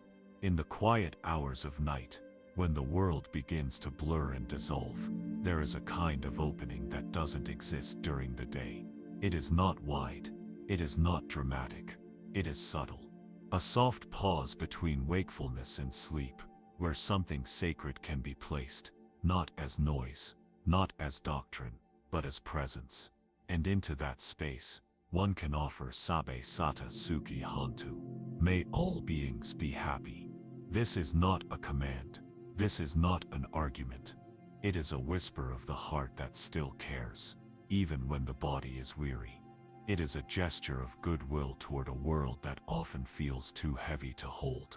And yet, to speak this mantra before sleep is to do just that, to hold the world, not in the grip of worry, but in the open hand of compassion. The question is often asked, when is the right time to say it? And the answer is simple. Whenever the breath is ready. There is no ritual requirement. There is no need for perfect posture. You may be lying on your side, curled beneath blankets. You may be reclining in stillness, eyes barely open. You may be watching the shadows play across the ceiling, unsure if sleep will come. The mantra does not need conditions. It only needs willingness. Sabe sata suki hantu is meant for the threshold moments, when the noise begins to fade, and the space between thoughts starts to widen. Let it begin then with breath. Not forced breath, not deep breathing, just breath. Inhale, exhale. Allow the lungs to move at their own pace. Let the shoulders soften. Let the body feel held, not just by the bed, but by gravity, by silence, by stillness itself. And from that stillness, the mantra may rise, not like a song, but like a breeze. Sabe sata suki hantu. Say it once, gently. Allow the phrase to find its own rhythm, not mechanical, not hurried, but sincere. Then pause. Let the silence, after the words, be part of the practice, because silence, after all, is not the absence of sound. It is the space in which sound becomes sacred. Repeat the mantra again, if you wish, or hold it in the mind. Whisper it with the breath. Let it become a rhythm, not strict, but natural, like the beat of a heart that loves without reason. For those who seek more form, the mantra can be used as part of a metta sequence, a loving kindness meditation. Before sleep, it may look like this. Begin with yourself. May I be happy. May I be at ease. May I be safe. May I rest peacefully tonight. Extend to loved ones. May my family be happy. May my friends sleep in peace. May all those I care for be well. Extend to neutral people. May those I do not know also be free from suffering. May strangers sleep without fear. May all beings I may never meet be held in love. Extend to those you find difficult. May even those who have hurt me be healed. May they be happy. May they know peace. End with the universal. Sabe sata suki hantu. May all beings everywhere be happy. This practice is not to rehearse pain, but to dissolve it. It is not to confront people. It is to soften the places within us that still carry tightness. And as the mantra is spoken, silently or aloud, something begins to shift.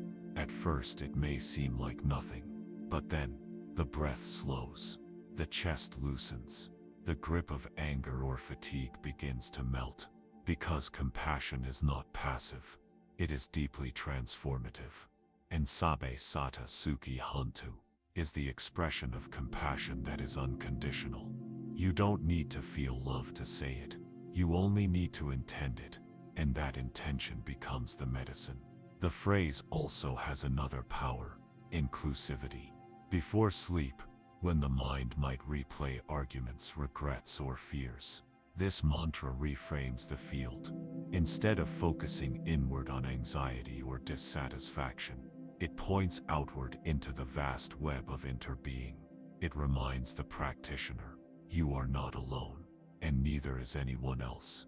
All beings are suffering. All beings are longing for peace. All beings want rest. And in this moment, as you lie still, you can offer them what you seek for yourself. The wish, the blessing, the whisper. May you be happy. May you be free. May your night be gentle. Sabe sata suki hantu. For those who struggle with insomnia, this practice is not meant to force sleep. It is not a trick. It is a shift from I can't sleep to even now, I can love. And in that shift, sometimes, sleep arrives quietly, like rain on a dry field, like a hand that rests without needing to hold. And if it does not, then at least you have rested in the truth of your own capacity to care. You have spent the night, not in fear, but in blessing. And that is a noble way to be awake. Let the mantra continue now, if it feels natural. Let the lips move or not. Let the breath lead. Let the phrase become a hum beneath thought, a current beneath awareness, a rhythm inside silence. Some may imagine a soft light spreading as the mantra is repeated, first through the room, then through the building, then outward, gently touching the trees, the animals, the rivers, the people. Others may feel nothing, and that too is sacred. This practice is not about sensation. It is about sincerity, and sincerity, even when quiet, leaves a deep imprint. Even as the body falls towards sleep, the mantra lingers. It vibrates through the unconscious. It follows the soul into dreams. It blesses not just the speaker, but the world.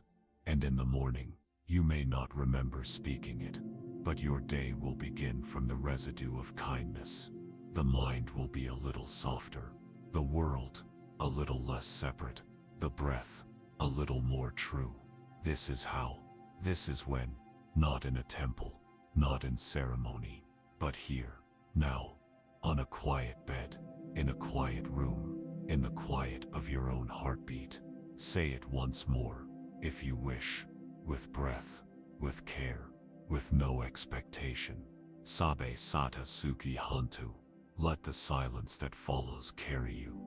Let the sleep that comes be sacred. Let the night hold all beings, including you. There are some words that feel like offerings. They do not impose. They do not persuade. They arrive gently, like a hand placed over the heart, not to fix but to hold. Sabe sata suki hantu. May all beings be happy. The phrase comes softly, without demand, without weight. It is not shouted. It is not even necessarily spoken aloud. It is breathed. It is offered. It is released into the dark, like a prayer that expects nothing, but blesses everything. This mantra does not require the mind to be silent first. It creates silence through care. It creates stillness through softness. Let the breath move gently. Now, no control, no technique, just awareness, just being. And into that being, let the first repetition rise, not to be heard but to be felt. Sabe sata suki hantu. Let the words settle. Let the echo linger. Let the phrase become more than sound. Let it become space. Let the mind return to the intention, not to the structure of the words, but to what they mean beneath meaning. Let them say, "May everyone everywhere, without exception, be at ease tonight." Let them say, "Even if I do not understand you, I wish you peace." Let them say, "I do not need to agree, or solve, or correct. I only need to bless." Now, breathe again. Feel what is softening. Feel what is letting go. Feel what is being allowed. Now from that same quiet, speak the phrase again. Not louder, not clearer, but truer. Sabasata suki hantu. This time, allow the scope of the blessing to widen. See the faces of those you love. See those you have not thought of in years. See the beings that live quietly, without voice. The birds in the trees, the foxes in the fields, the fish sleeping under the weight of water. See the faces of strangers, even the ones you resist, even the ones who never offered you kindness, and still say, Sabasata suki hantu. May all beings be happy. Let the phrase remain as it is, simple. Do not dress it up in philosophy. Do not demand it change the world. Let it change only this moment. Let it open one small door in the chest. Let it soften the grip of tension, just a little. Let it do what only sincerity can do. Reach where technique cannot. Now, pause, breathe. Let the silence be the response. No need to expect feeling. No need to measure if something worked. The blessing is its own fulfillment. And now speak the third and final repetition, not as a conclusion, but as a continuation. A thread that remains long after speech has stopped. Sabasata suki hantu. Let this final offering drift outward. Let it move on the breath to all who sleep nearby, to those in other rooms, to those without shelter, to those in hospitals, to those in grief, to those far across oceans and borders, to those in silence and those in song, to all beings. Let the words now fade. Let the sound dissolve. What remains is not absence. What remains is presence. Compassion without form, kindness without boundary. Let that be the mantra now. Let the stillness continue where the sound has ended. Let the breath carry the resonance forward. Let the body rest inside the warmth that's been created, not from outside, but from within. You have spoken what the heart has always known, that peace cannot be kept. It must be given, and in the giving it returns. Now the night holds you. Now the mantra becomes part of your sleep. And whatever happens in the hours to come, whether dream or rest or still awareness, let it all unfold inside this field of goodwill. Let it all be wrapped in the simple, sacred intention. Sabasata Sukhi Hantu. May all beings be happy. May I be happy. May this night carry peace to all. The mantra has been spoken. Sabasata Sukhi Hantu. 3 times with sincerity. 3 times with care. 3 times with the wish that all beings everywhere, without exception, be happy. Now the words have fallen away, but something remains. A stillness, a warmth, a quiet hum beneath thought, beneath feeling. What is this residue? It is the presence of compassion, not as emotion, but as energy. Not as an idea, but as a vibration that lingers long after the mantra ends. This is the moment when the practice deepens, not through doing, not through reciting, but through receiving. To internalize a mantra like Sabasata Sukhi Hantu is not to memorize it. It is to become it. To let its truth become your breath. To let its rhythm become your resting heart rate. To let its message, simple, unconditional kindness, settle into your nervous system. There is nothing more to say now. The mantra has already said everything. Now it is time to listen, not with the ears, but with awareness. Let the body continue to rest. Let the breath continue to move. Let the space around you grow even quieter. This silence is not blank. It is sacred. It has been shaped by intention, shaped by love, shaped by the gentle act of remembering that others too are human, that others too are weary, that others too need rest, and that your rest offered within compassion becomes a ripple across the invisible field that connects all life. This is not philosophy. It is presence. It is the understanding that when the heart opens, it does not open alone. It opens the world. Sabasata Sukhi Hantu does not exist only for those we love. It exists for those we will never meet, for those we will never understand, for those we have forgotten. And in speaking it, we become large enough to hold even that, even them, even the mystery of life itself. This is the closing gesture of sacred rest, not a final thought, but a final release, a dissolving, a loosening, not into emptiness but into connection. You may now begin to feel something shift, not dramatically, but subtly. A softening of the inner edges, a widening of the inner sky, a sense that you are no longer just a body lying in bed, but a field of awareness, extending softly outward, gently touching everything and nothing. This is not imagination. This is what happens when intention moves beyond words, when blessing becomes being, when wishing happiness for others becomes indistinguishable from feeling peace within. Sabasata Sukhi Hantu is a mantra of unity, and in this moment, unity has taken form. No effort required now. Let the mantra rest. Let the heart rest. Let the breath be enough. The mind may still be moving. That is natural. You do not need to stop it. You only need not follow it. Let the thoughts pass like wind across a still lake. Let the silence below remain undisturbed. Let yourself float inside that silence, like a leaf on water, guided only by current, not by force. If tears arise now, let them. If gratitude arises, let it. If nothing arises, let that be enough. 2. All responses are sacred.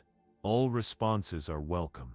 Because Sabasata Sukhi Hantu is not a requirement. It is an invitation to be spacious, to be tender, to be open. And now that the mantra has been offered, there is nothing more to ask of the night. Let it hold you. Let it hold everyone. The trees, the animals, the sick, the lonely, the joyful, the forgotten, the sleeping, the waking.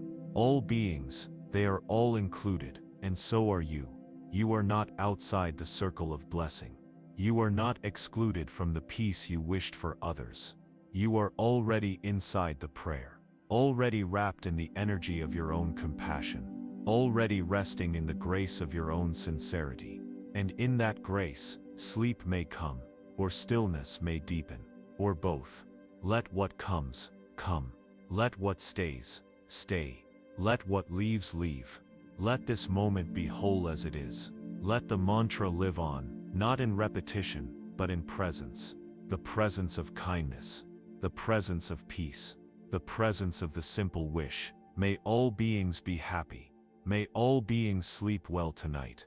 May peace touch even those who do not know they are being prayed for. This is the final blessing, not spoken, lived, breathed. Now rest. You've offered your kindness. Now let kindness offer itself back to you. Let the body sink. Let the mind float. Let the mantra continue in silence. And let the night be holy.